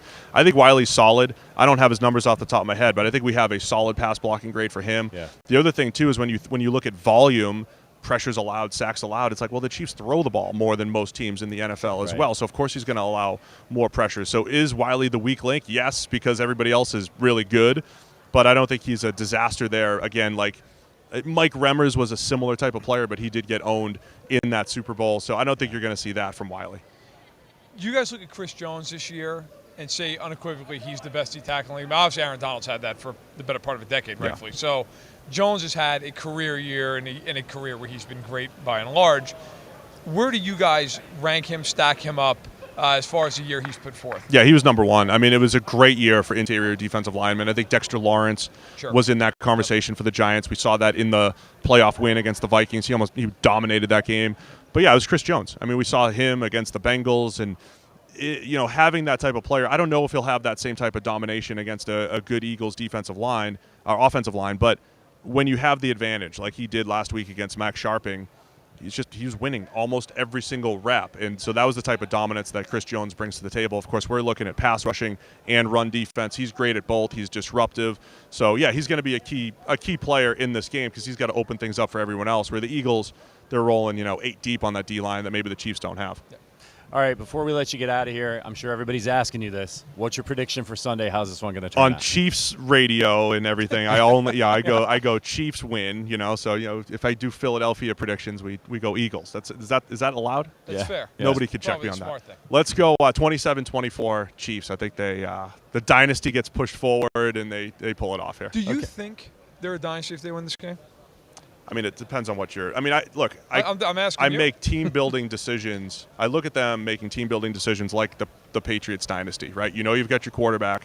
What are all the moves that you can make to, make sure that he's successful? And they're close to what the Patriots were doing as far as they're locked in for the AFC Championship. It's just a matter of how many titles are they going to win. If they win this, then I think they're definitely in that conversation. Hey, we got Sam Monson coming by tomorrow. What should we ask him? All the same stuff. What should we know about him that we can need on? Ask him tips on he's losing his hair. Okay. All right. So ask him tips. We know about that. Yeah, right. Sure, so you have tips on losing his hair. I think that's a good one. Okay. And then rugby questions. You got to ask him some rugby. Oh, ask okay. How Ireland's going to do this weekend. Okay. In the Six Nations. That's a Yeah. big one. I'll come up. He'll light up. He'll be real excited. We'll do. Thank you for stopping by. We really appreciate it. Palazzolo Thank you, from guys. PFF. Thanks so much. Thanks, Steve. Take care. All right. So hopefully you got some answers. Thanks a lot, Steve. Appreciate it. Appreciate it. Take care. Yep. Hopefully you guys got some answers. Let's see from the chat how you guys thought. I didn't even want to look at the chat. Yeah, it doesn't. I don't know if Steve won them over with his argument. Maybe not so much. But do you think he had a real shot? No. But the man came on and he faced some good questions. Obviously, all they're good questions. You know what though? I thought what he said was pretty insightful. Yeah. I thought it was pretty interesting, right? Now, do I agree with all the stuff with Mahomes? No, I don't. I mean, look, I agree they're an amazing system. I also think Mahomes very rarely has a game where you're like, wow, he didn't play well. Did it happen? Sure. Not a lot. But I really thought his analysis of the Super Bowl was pretty spot on, frankly. Yeah. I thought he did a nice job breaking it down. And what do you think about, because this is something that a lot of people, particularly Bills fans, Bengals fans, teams, oppositions to the Chiefs. Right, yes, teams that are home. Sorry, they like to complain. You'll see this on Twitter, like, oh, Mahomes, all he ever does is throws the ball 2 feet in front of him, these touch passes. What is your opinion on that? Because, sure, he gets credited for a touchdown pass, but at the same time, do you want your quarterback to be in an offense where everything's hard? Where they make everything, No, obviously, no, I do not. And also, look, I would say that, he's not unique in that. I mean, look, right. There are definitely, I cover the whole league. I watch all these teams.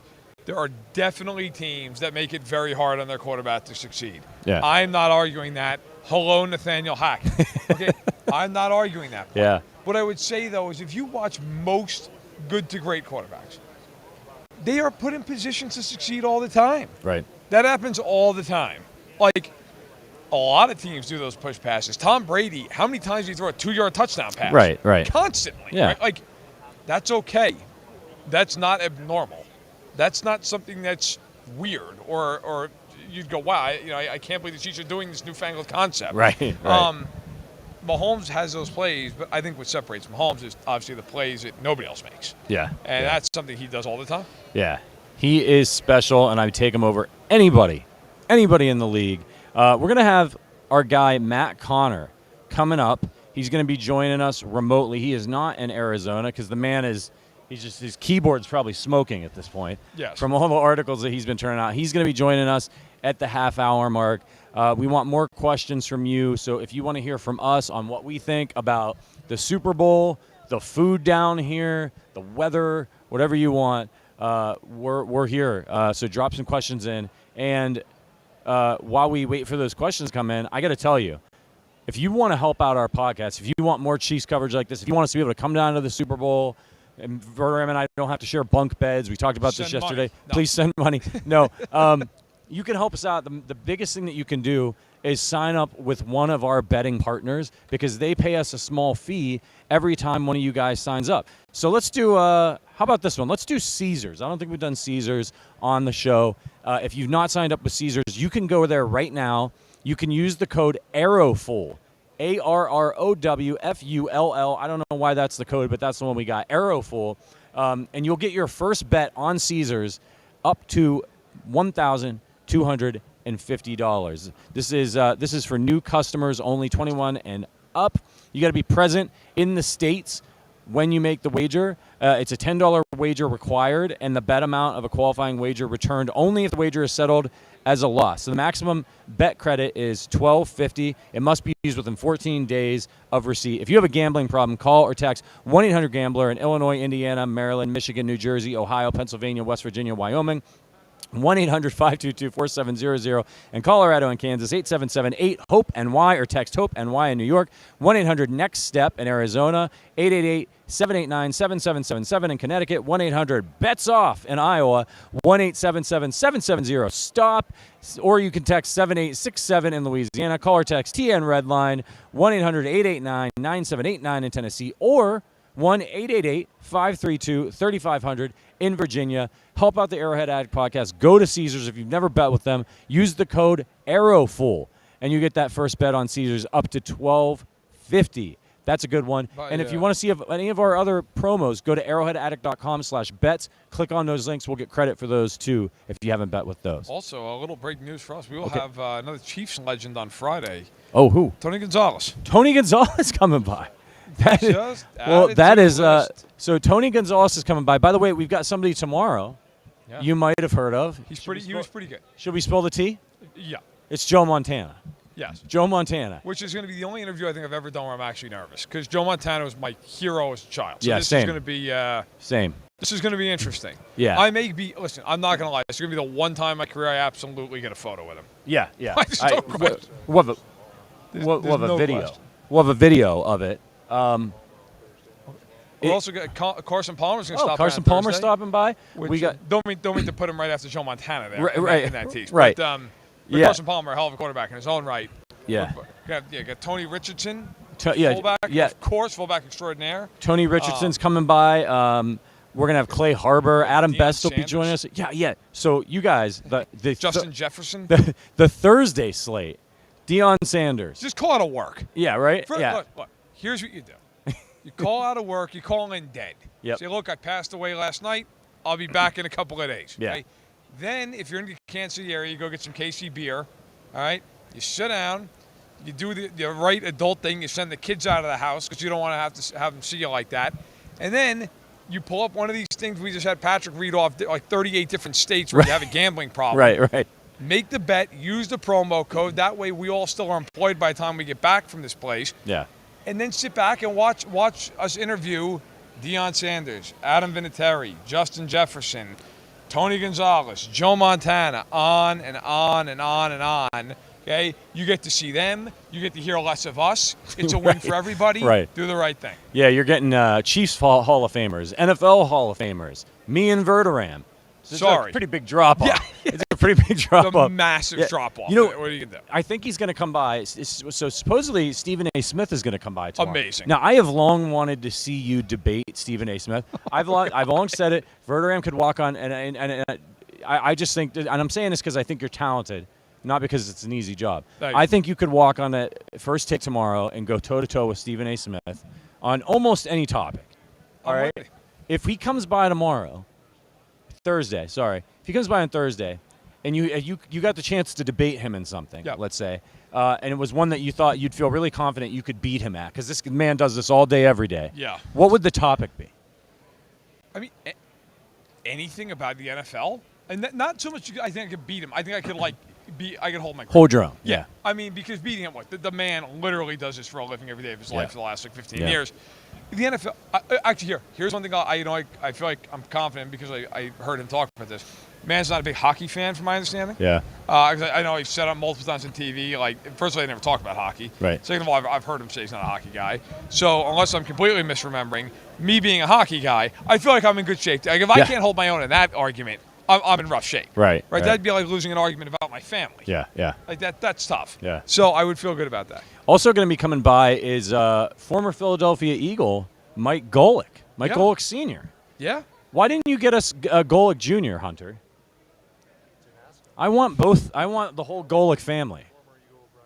Yeah. Oh, Brian Westbrook's coming by too? What day is that? Friday. Man. Hunter's coming through in a big Hunter way. is. If you look at our guest list, like it's just increasing every day. Yes. So I mean, by the time Sunday gets here, we're going to be exhausted. But yeah, Matt Connor's coming up next. I'm so excited for Joe Montana. Let's talk about Joe for a second. Let's do it. As many of you know, on the back burner. a hero for both of us growing up. Oh my God. Right. I want to ask Joe about Marty. Right. Like yeah, I that's want a to good one, man. You know, like what was it like him? playing under Marty? That's a great question. I want to ask him, if he doesn't get knocked out of that AFC title game against the Bills, does he win him that game? Does he find a way? That Bills team was so good. I get it, and that's why I want to ask him. But I want to ask him that. I also want to ask him, son of a bitch, Steve Bono of '95, and I've heard him say that's his one regret. He should have stuck around one more year. Do they win the Super Bowl if he's there? Oh, I think so. Like they're at least in it, right? Yeah, I mean, they're at least in it. Like he's not losing to John Harbaugh or Jim Harbaugh or Neil O'Donnell. Yeah, right? yeah. Freaking Steve Bono, fraud. Right. How old was Joe when he retired? 37. Do you think if he was playing in this day and age with sports science, all that stuff, he had a lot of injuries. I mean, he had plus the way that they let him take injury, hits. That's what I'm saying. Yeah. Right? He got hammered. Yeah, probably. That's why, like, Mahomes is 27. Knock on every piece of wood you can find. But, like, could he play another 15 years? Yeah. Right? Like, if he wants to, probably. Right? Yeah, I mean, I don't think it's – look, Brady's a freak. Did he play to 45? But, like, if Aaron Rodgers was on a team with good weapons and he wanted to, you're going to tell me Aaron Rodgers couldn't play for 3 more years? By the way, I don't know if people have seen the latest from Aaron Rodgers. No. He's going to lock himself in complete sensory-depraved darkness for 4 days. He says he's expecting to have some hallucinations. I mean, this is somehow a real thing that he mentioned on the McAfee show today. Like, where's McAfee? He's over there. We'll have to bring Pat. We're not mobile. We need to for tomorrow, Hunter. We want to be able to get up and move around the space. The internet. Apparently, yeah. He was like, I'm just going to have nothing but total darkness in a small house for 4 days. No sound, no light. Sensory deprivation chamber? He said he's just going to – it's possible he's going to have hallucinations. And he's going to come out of that. And I'm like, what is happening? I thought this was the guy that didn't want to put weird stuff in his body. How's he going to have hallucinations? It's just from the darkness? I'm so confused. Like, I have no idea what's happening. I also don't know, like here's my thing with this. Who's the first person who sat there and was like, you know what? I'm going to sit in a dark room for 4 days and not do anything. Right. Who was that person? Yeah. And how do that was me after the AFC Championship game last year. That's fair. But then also, like, how do you know, like, okay, that person comes back and says, I did this for 4 days and I hallucinated. Maybe that person is nuts. Like, you don't know that person is a control here, right? Like, that person could be out of their minds. Yeah. They could have been coming off of some kind of a drug. Like, how do you know that, like, hey, I did this right? Yeah. What if you just sat there for 4 days and you walked out and you're like, man, I'm just hungry. I hope. Turns out I'm not hallucinating. I'm just really hungry. I hope he goes to the Raiders, man. Just bring all that kooky shit to Las Vegas. Yeah. You know what I mean? Going on vision quests out in the forest. You know, he's gonna come out and he's gonna be like, "Hey, we can only throw 50-yard passes. Only 50-yard passes. That's it. Every play." I'm here for all of it. I love it. All of it. I just think that the AFC, like, if you're the Chargers, right? I mean, you got to be looking around at the AFC West and be like, we got to get our shit figured out here. Because, like, I mean, we don't want to be looped in with those guys. We want to be looped in with those guys, right? I mean, it is absolutely brutal. Do you think Brandon Staley makes it? Like, is he the coach of the Chargers? Brandon makes it for 1 more year. 1 more. That's it, though. By the way, did you see the? I want to make sure I clarify this because I don't want to be one of these people who takes somebody else's work and screws up the wording. Yeah. But, so Daniel Popper does a great job at The Athletic covering the Chargers. he posited that they have a salary cap crunch coming up, which they do. He 100% ran. I've written about that. And they're going to have to make some tough decisions. And he kind of wondered aloud in a new piece. So the Chargers are over the cap by $20 million, okay? And he was asking essentially, do they cut Keenan Allen? Do they actually move on from Keenan? Now, Allen's going to be 31 years old in April, as Popper notes, okay? He's signed the next 2 years. And he's, along with Mike Williams, their best offensive weapon, I think is fair to say. So what do you do here? Now, for the record, if they were to cut Keenan Allen, all right, first of all, he would have a lot of suitors. Yeah. Second of all, if they were to cut Keenan Allen, you're looking at a cap savings of $14.8 million, and they're eating $6.9 dead money. Like, Popper's not crazy for saying that. Yeah. I mean, that's a lot of money saved. Also, Khalil Mack, $18.4 million saved and $9 million dead money hit. You know, I'm like, what do you do? They don't have a lot of guys you can save a ton on. Michael Davis, corner, they could cut for $7 million. Okay, 7.4. Excuse me. Matt Filer, starting guard, they could cut for 6.5. But I don't know if they're in the business of cutting offensive linemen. Right. So, like, do you think that's the right move of Keenan Allen, or would you try to exhaust all other opportunities? You know, look, man, I think Keenan Allen's a great player. He's had some injuries. He's getting older. I think that it takes some resolve as a general manager to do that. But I think moving on from a player, if you can trade him, that's probably going to be hard to do, right? Right. With the cap number. Very little. Yeah, you don't get much for it. Teams know that you right. Move him. And you probably want to do right by the guy. He's given your organization a lot. You cut him loose, you let him sign with who he can sign and with. Save an extra like $1.5 million. Right. So, yeah, I think you got to do it. And it's just, you know, and by the way, this is the guy who said that some people were going to get exposed in Kansas City this year with Tyreek Hill being gone. So bad on him. Listen, we got our guy Matt Connor coming in, so we got to put our headphones on. Give us just 1 second. We got to make a transition, and we're going to be joined by Matt Connor, editor-in-chief of Arrowhead Addict.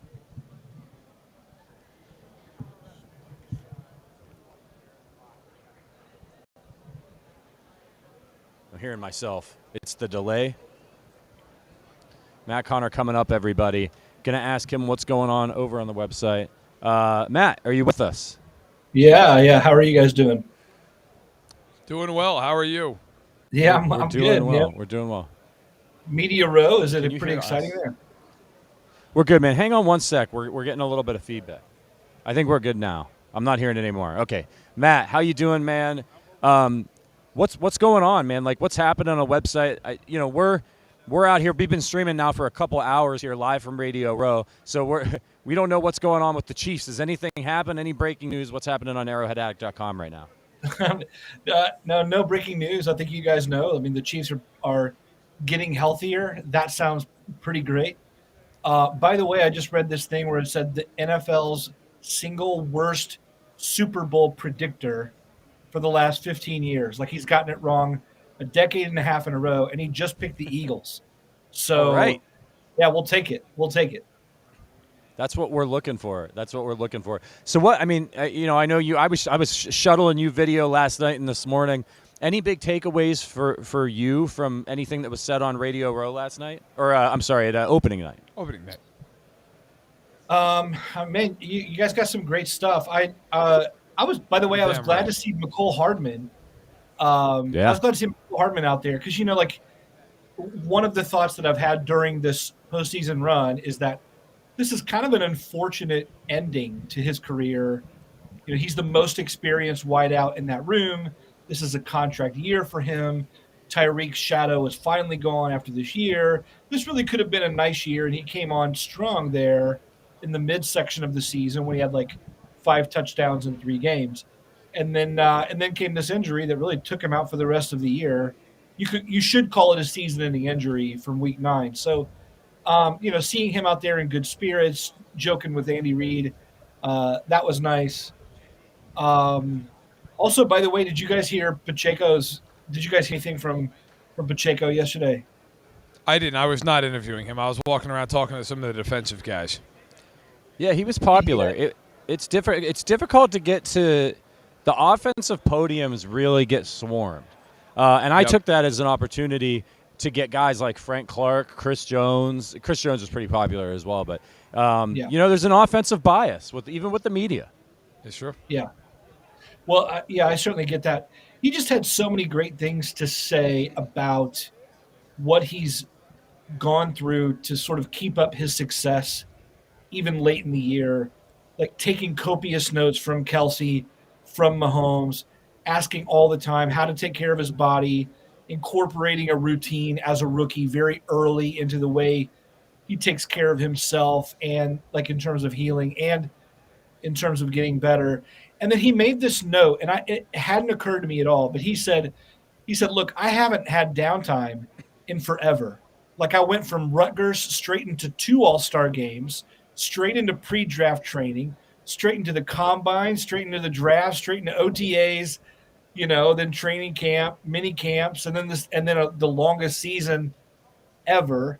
You just realize that these rookies have actually like been playing football or training for football for like 13 straight or like well over a calendar year. I'll bet the offseason will feel nice, but yeah, it's a long time for these guys. Yeah, and they play the short season in college. Yeah. So then you get into the NFL. It's real long. short one at Rutgers. Yeah, Rutgers. Ain't right? No bowl game at Rutgers. No bowl games at Rutgers, and then you go the 17-game season, which is already really long, and then you're on a team like the Chiefs, and you're playing in February. So, by the way, I want to ask you, Matt, because I'm pulling up an article right now on The Ringer that I think is really interesting. It's called Super Bowl Cheat Sheet: 25 Things You Need to Know About the Eagles and Chiefs, and in it, there's a whole bunch of statistics that are really deep diving. They're interesting. But one thing that's fascinating is a lot of people have talked about that Jalen Hurts is better against man coverage than he is against zone coverage. Here's one of the things that was pulled up, though, for Mahomes. In EPA, which is kind of a catch-all stat, in EPA per pass play, against man coverage, zone coverage, blitzing, and no blitzing, Mahomes ranks number 1 in all of them. If you're the Eagles, to put your hat on the other way, what would you try to do to stop the Chiefs and to limit Mahomes in this game? How do you expect Philly to try to play this game? I think they may give him a little bit of, I'd give him some room to move if he wanted to like try to force something on that ankle. I mean, if you want to take an early weakness and try to make it worse, in that way. Look, I think the Eagles present an issue here in that they have more talent at every level than the Chiefs. I think the Chiefs have the best players on the field overall. Like if you were to combine both rosters and like put them together like a deck of cards, like you're shuffling, I think the Chiefs come out on top with the best players. But like by level, I think they're deeper and more talented overall per unit. And in that way, I think that some of these mismatches combined with some of the injuries that the Chiefs have in the receiver room, like they're saying Tony's going to play, Juju's going to play, Justin Watson's no longer sick, whatever. But also those guys aren't going to be 100% either. And so, to me, I'm absolutely doubling, I'm putting 2 guys on Kelsey at all times. I'm trying to reduce any sort of free room that he has just to find a soft hole in any zone there. I'm not blitzing, but I don't think you need to with their front 4. That said, look, the 3 quarterbacks the Eagles have played 3 quarterbacks who finished the season in total QBR, right? One of those was Brock Purdy, who didn't finish that game and didn't play. One was Ryan Tannehill, who didn't finish that game either. So you're talking about Jared Goff as the best offering there. Aaron Rodgers hung 33, Dak Prescott hung 40. I mean, I just don't think, you brought up those stats. I don't think, honestly, the Eagles can do anything to truly stop Mahomes. I think it's good. Like, Mahomes is going to get his in this game. Although I do think they're also that talented. It's a mixed bag. I see it both ways, but I probably didn't give you a good answer there at all. Well, you did the best you could, and we appreciate it. Look, it's interesting, though, your QBR thing. So Goff is, by QBR, he's the best quarterback that the Eagles have faced this year. He's 5th in the NFL, 61.2. For the record, Mahomes was number 1, 77.5. It wasn't even close. Nobody else even had 72. And this is a 1 through 100 scale. After Goff, Daniel Jones is 6th, but he threw for 3,200 yards. Not exactly a dynamic passer, more of a high QBR because he didn't turn the ball over much this year. Big change for him. They didn't see another guy until Prescott at 12, who led the league in picks despite only playing in 12 games. Then you go to Lawrence at 15th. Lawrence played them in week 4 in the monsoon. You get to Justin Fields on an awful team week 17. Kyler Murray at 19. Like, they, in the top half of the league of QBR, the only guys they saw this year, Goff, who lit him up for 35 points. Daniel Jones, who does not throw the ball very much. Prescott, who lit him up for 40 points. And still, that game was sacked 6 times.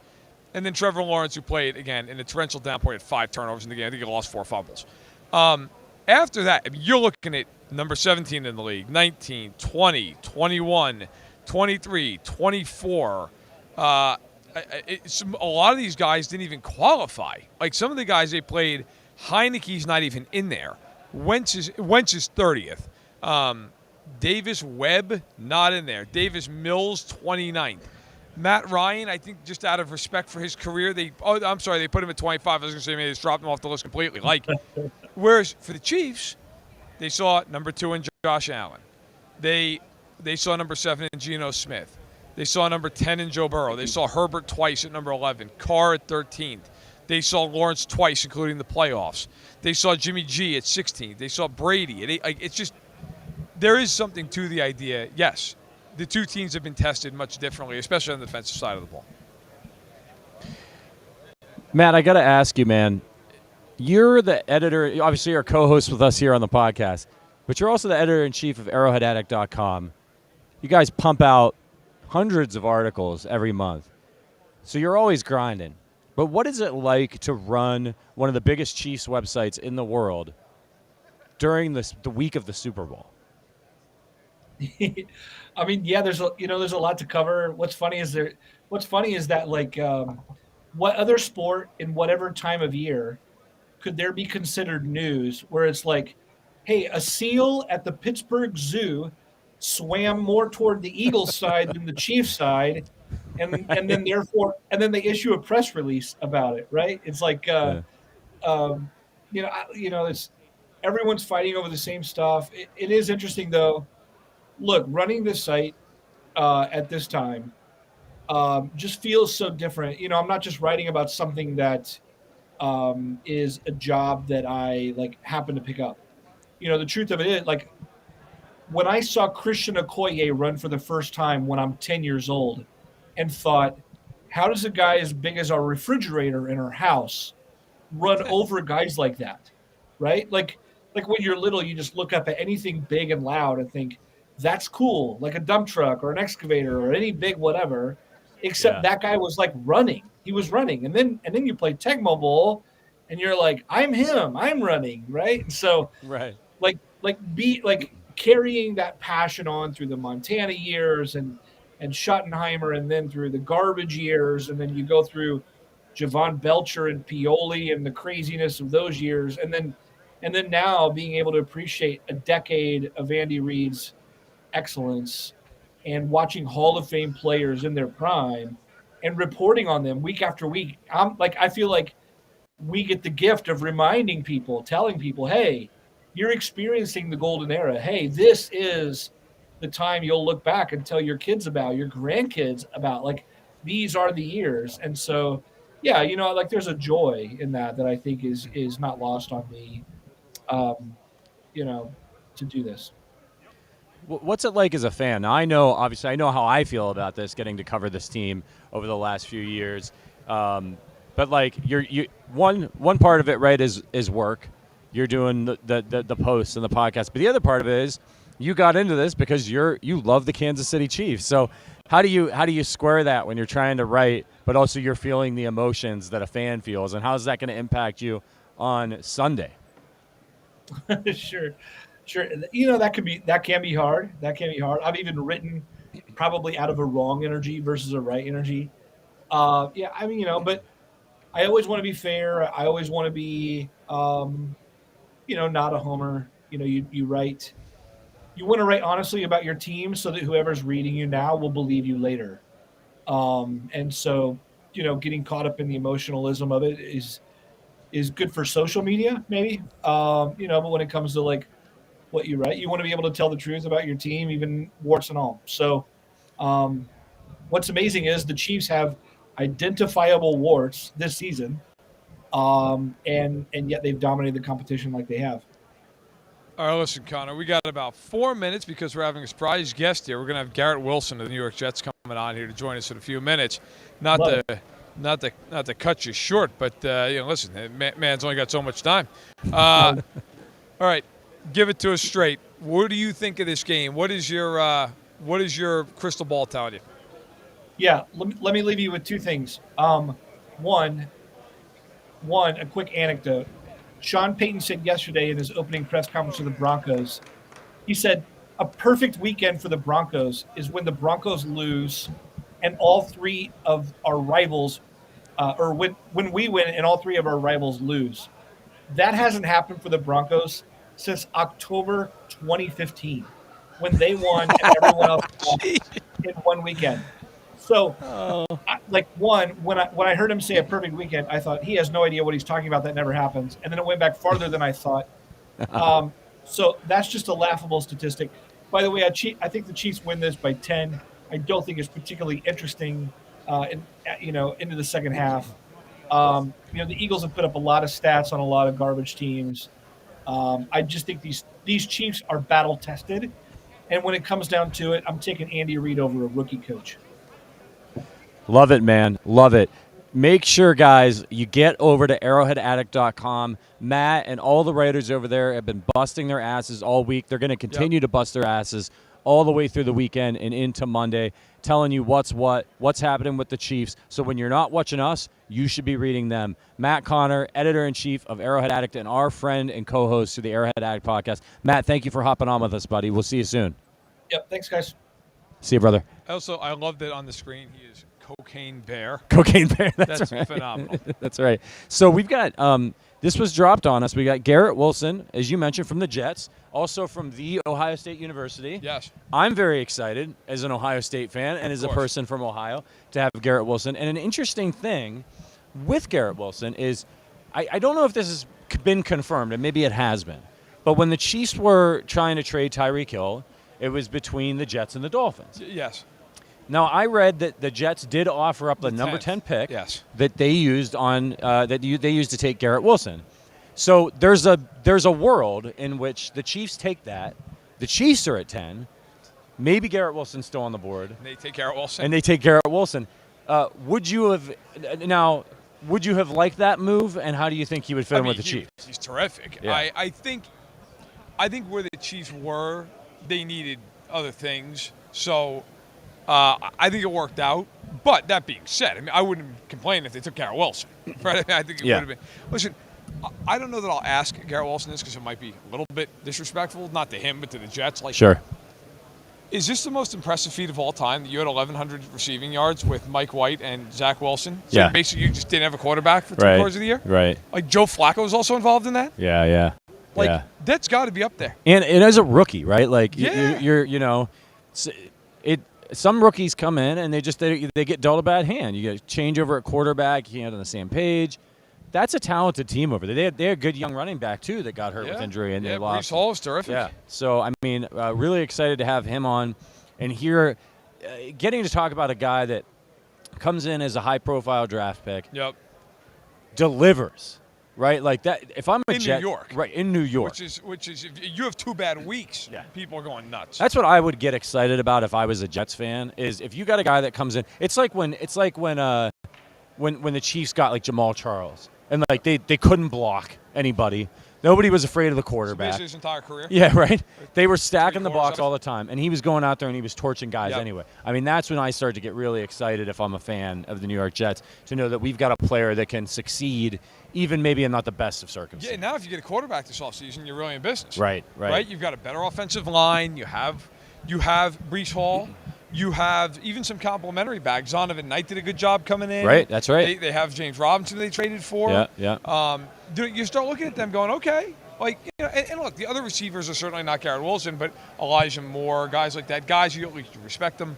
And the defense is good. Sauce Gardner. Right, defense is really good. Yeah. So, like, and that's something I will talk to him about is how is it to be part of that rookie crop where you go, okay, hey, we're moving. We're moving in the right direction here. I think if you are the Jets or you're a Jets fan, you're very excited about the future. You just got to find that big piece. You got to find that quarterback. Yeah. That's the thing right now. Of course, it's been missing with the Jets since Joe Namath retired. Yeah. I'll be interested to see, too, what he got to learn from watching the other pros as a rookie, especially in that division, right? You get to go up against Waddle and Tyreek Hill, Stephon Diggs. Yep. I mean, there's some really good. Somebody on New England. Yeah. I don't know. Somebody on New England. Some really good receivers in that division to stand out. And plus, of course, he came into the league with his teammate, Chris Olave, who did his thing down there in New Orleans with also a similar turbulent quarterback situation. Yes. Right? Yes. So, just a good wide receiver crop that came in. It's going to be really interesting to see how that division plays out. You know, if Tua comes back and is healthy, he was playing great. Miami's dynamic on offense. What changes do they make to make their defense better? The Jets, what are they going to do? Are they going to try to, where do they have a first-round pick this year? Jets? Yeah. Yeah. Yep. Were the they Jets, in the 20s? let me pull it up here. No, they didn't make the playoffs. So the Jets are picking 13th. Okay. So I mean, right, a little above middle of the pack there, right? I mean, within striking, there's a couple good quarterbacks coming in. Correct. So if they wanted to move up to try to, if they don't think C.J. Stroud is going to maybe make it to them, they can get him. Yeah, I mean, the question's going to be, everybody that I've talked to in the league feels like Stroud and Young are surefire top 5 picks. Yeah. The question's going to become, where does Will Levis go out of Kentucky? There's a huge disparity of opinion on people I've talked to with him. Some people think he's a top 5 pick. Some people wouldn't take him in the first round. Yeah. So you're talking a huge disparity. And Anthony Richardson, I had a high-level personnel man tell me he has a late second-round grade on him. There's some people who think he's going to be a top 15 pick. Right. Would the Jets take him? I mean, look, I've learned one thing with quarterbacks. Teams will overdraft the guy because the need at that position supersedes everything else. And they fall in love. That's it. I mean, I was joking with the personnel man. I said, second round grade to me. I said, he's going in the first round. Somebody is going to just say, I don't care. Right. We're going to take this guy based on his talent, and understandably so. Would the Jets be that team? I don't know. So my wife is calling me. She's going to have to wait. Yeah. And we never. I mean, Patrick Mahomes. A lot of people, even Patrick Mahomes thought maybe I'll go at the end of the first round.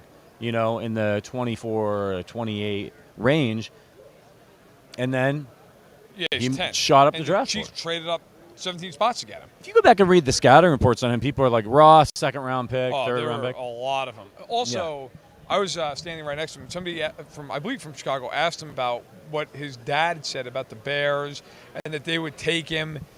And he clarified. He said, well, my dad was a little aggressive in that comment. He said, but what happened was the Bears told him, if we take a quarterback, you're our guy.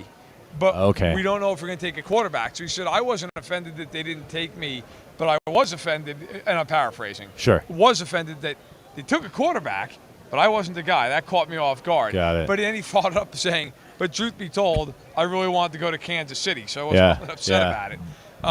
It worked out. It worked out for him. And what about our guy Matt Nagy stacking the deck for Mahomes? He talked about that too. He talked about. Gave him all the answers to the test. I wonder. I think they asked Andy that. I think he said "son of a gun," or something like that. When they told him that Matt Nagy gave him the answers to the test. I mean, how much of this kind of thing do you think happens in the NFL where you got a scout, you got an offensive guy, and they want coach to see it. I mean, we heard about how Brett Veach, he wasn't the GM at the time. Right. It was Dorsey that ultimately had to make the decision about whether or not to take Patrick Mahomes. But Brett Veach was the driving force behind it, and he wanted his guy. And he was harassing everybody who would listen about, look at this guy, Patrick Mahomes. I think sometimes you're a scout, you're an assistant GM, personnel director, whatever the case may be, you're looking at a guy and saying, this guy could affect my entire career. Right. And if it's a quarterback in the first round, Yeah, look, people don't think about it in this way, but it's truth.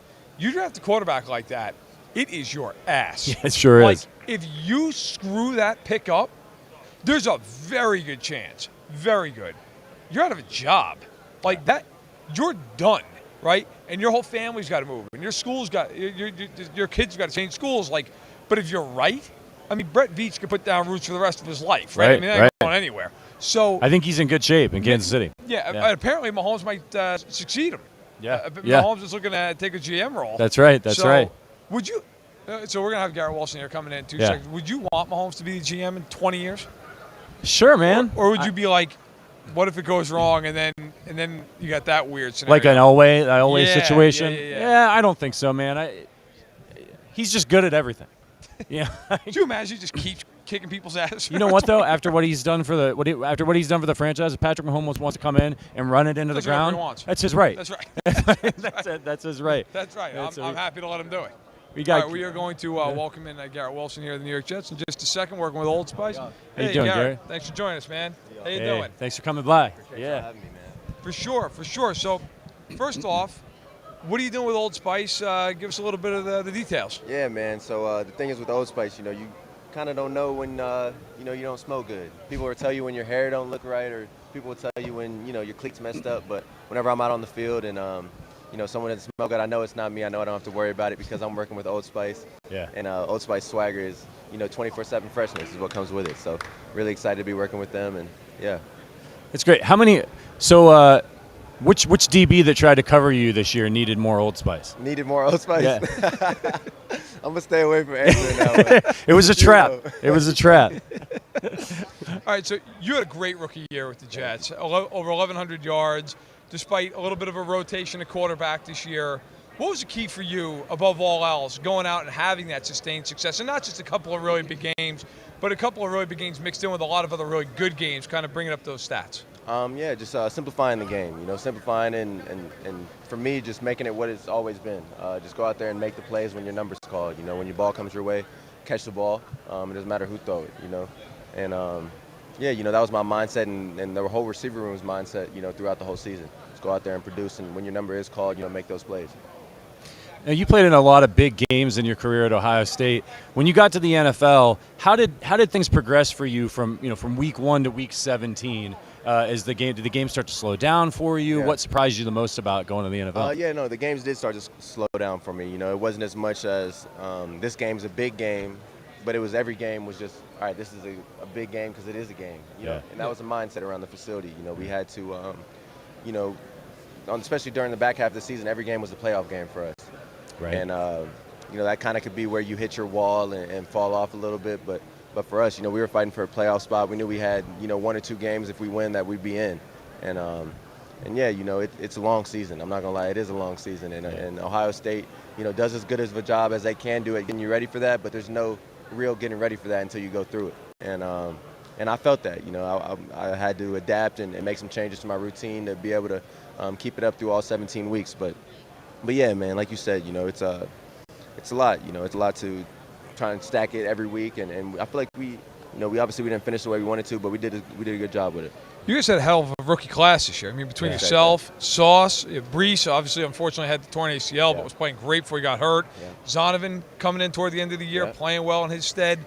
What was it like being part of that crop? And in a city like New York where there's a lot of pressure. I mean, if you guys have a couple of bad games, everybody wants to know what's wrong and what's going to get fixed. What was it like being part of that young group? It was really amazing. It's not often you see something like that, and it's not often, personally, I came in with 3 first-round picks, or I was one of 3, and it takes the pressure off yourself. I can just go out there and play ball just because, everyone's going through this thing with me. I can talk to Sauce, I can talk to Jermaine, their first-round picks. They know what the pressure feels like, and the fact that I could bounce my thoughts off of them and stuff like that, took some of the pressure off my own shoulders. What was it like running routes with Sauce in camp and then throughout the year, and then being on his side and watching from the sideline? Obviously a great player, had a tremendous rookie season. If you were running routes against him in practice, you feel like you get the better of him throughout most of the practice, or you think he's got you a little bit? This past season, he got the better of me, I would say, on most reps. And then once the season hits, you're not doing as much, good on good. Sure. But preseason, preseason, he was on it. I ain't gonna lie, he was on it. And when I saw the other receivers going through what I went through in OTAs and in minicamp, it made me feel better about it. And the thing is I didn't realize, that he was gonna come in and be one of the best corners in the league.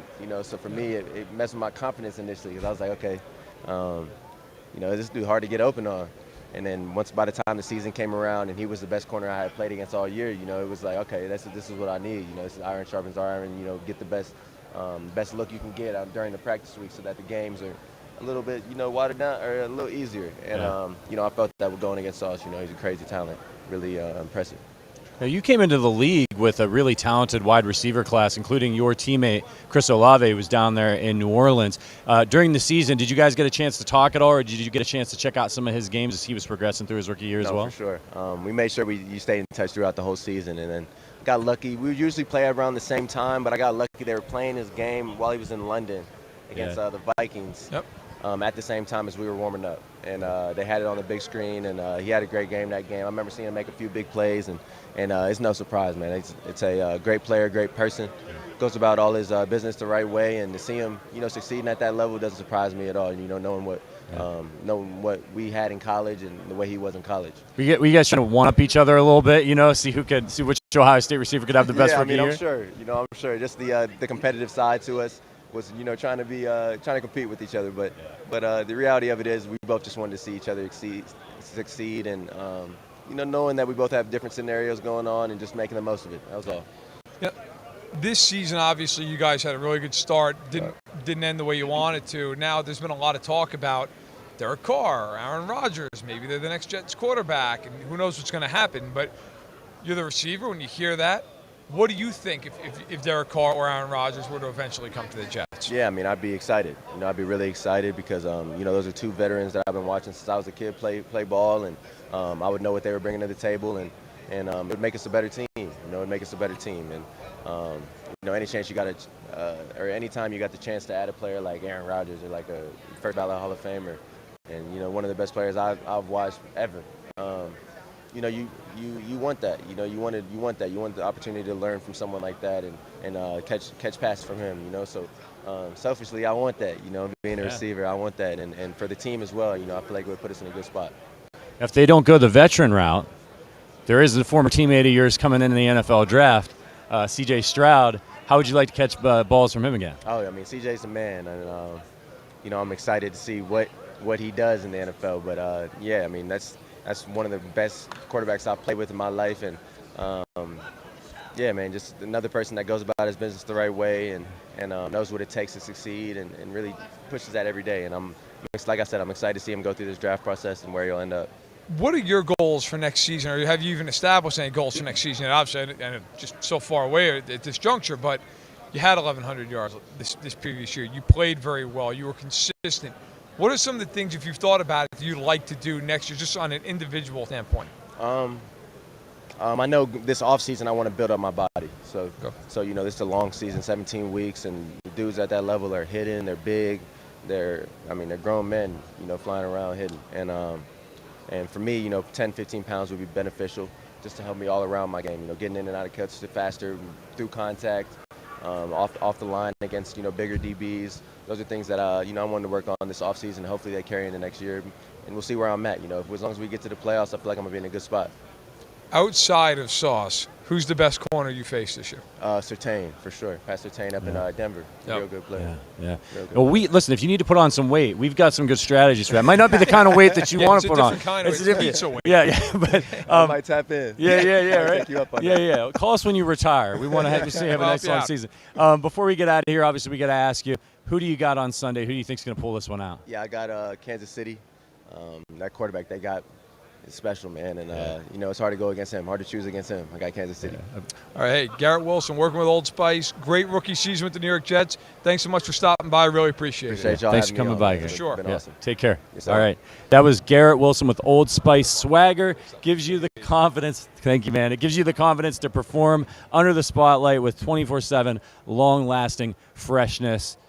I'm an Old Spice guy. Yeah. Do you use any of the body wash? Yeah. It's good stuff, man. It is good stuff. It really is. It allows me to stay married. That's right. That's my important. wife doesn't have to go, who the hell's in the house?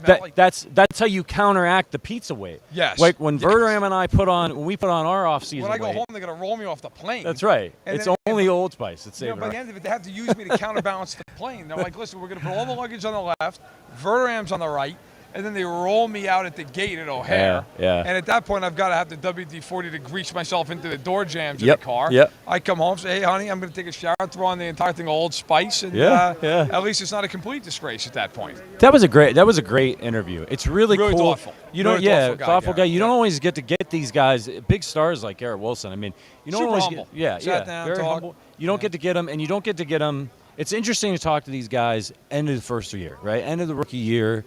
What did you learn, before everything becomes old hat? Yes. I think that was really insightful. And he's picking the Chiefs? Yeah, and he picked the Chiefs. There you go. and I think he gets it, right? It's about the quarterback. It's that guy. It's that dude, Patrick Mahomes. Whatever you think about the team's roster construction, top to bottom. That's kind of the funny part of this. Like, everybody keeps talking about how this game's so even. I'm like, Yeah. well, if that's the case, then take the quarterback. Right, yeah. And the by the coach. way, we've done every week. We've talked about this. I've said that all week, all year. If you are conflicted on who to take in a game, you take the quarterback. Yep. And if you're still conflicted, you take the coach. Yeah. In this case, you take the Chiefs in both cases. To me, that's why of all the things we talked about, in the end, if I am conflicted, well, they have Mahomes. Yeah. That's what I'm taking. Yeah. All right, everybody. We just hit the 2-hour mark? 2 hours. Yeah, that's pretty good. I think that's a good day's work for us here. Get a burger. Yeah, listen, there are still over 300 of you watching. If you can hit that like button on the way out. And again, if you want to support the Arrowhead Addict podcast, check out arrowheadaddict.com/bets. Click on one of those links. Sign up with one of our betting affiliates who you've not bet with before, and keep us in business. By the way, we're remiss. We didn't shout out our sponsors, KC Beer, Kansas City Beer Company. If you are in Kansas City and you are wanting to celebrate Super Bowl week, get your ass down to the Kansas City KC Beer Co. Beer Hall. Get an Arrowhead Lager, our personal beer that we brewed with those guys a few weeks ago. It's fantastic, and they've got 6-packs available again in the beer hall that you can buy and take home and watch the Chiefs whoop up on the Philadelphia Eagles this Sunday. Guys, we are going to be back tomorrow. It's Mountain Time. Yeah, that helps. That helps. We're going to be kicking off around 1 Mountain, so 2 Central Time. 2 Central Time tomorrow, 2:15. Guests for days. Joe Montana. We've got other great guests. Don't worry about it. 2:15. Set an alarm on your phone. Subscribe to this channel. Turn on alerts. 2:15. Joe Montana right here on the Arrowhead Addict podcast. You're going to watch us fanboy out, in a way that's aggressive. In a way, yeah. It's going to be weird, and hopefully Joe doesn't call the FBI. Honest, it's going to be awesome. Yes. Thank you so much to all of our guests today. Thank you to Nick Lowery. Thank you to Garrett Wilson for stopping by. Matt Connor. This was absolutely awesome. Great day here at Radio Row. Day 2. Be on the lookout for more Chiefs coverage at arrowheadaddict.com and, of course, on the Arrowhead Addict YouTube channel. Thank you, everybody, for the comments, for your questions, for your likes, and we will see you tomorrow with Joe Montana. For Matt Verderame, my name is Patrick Allen. We'll see you tomorrow, but until then, as always, go Chiefs.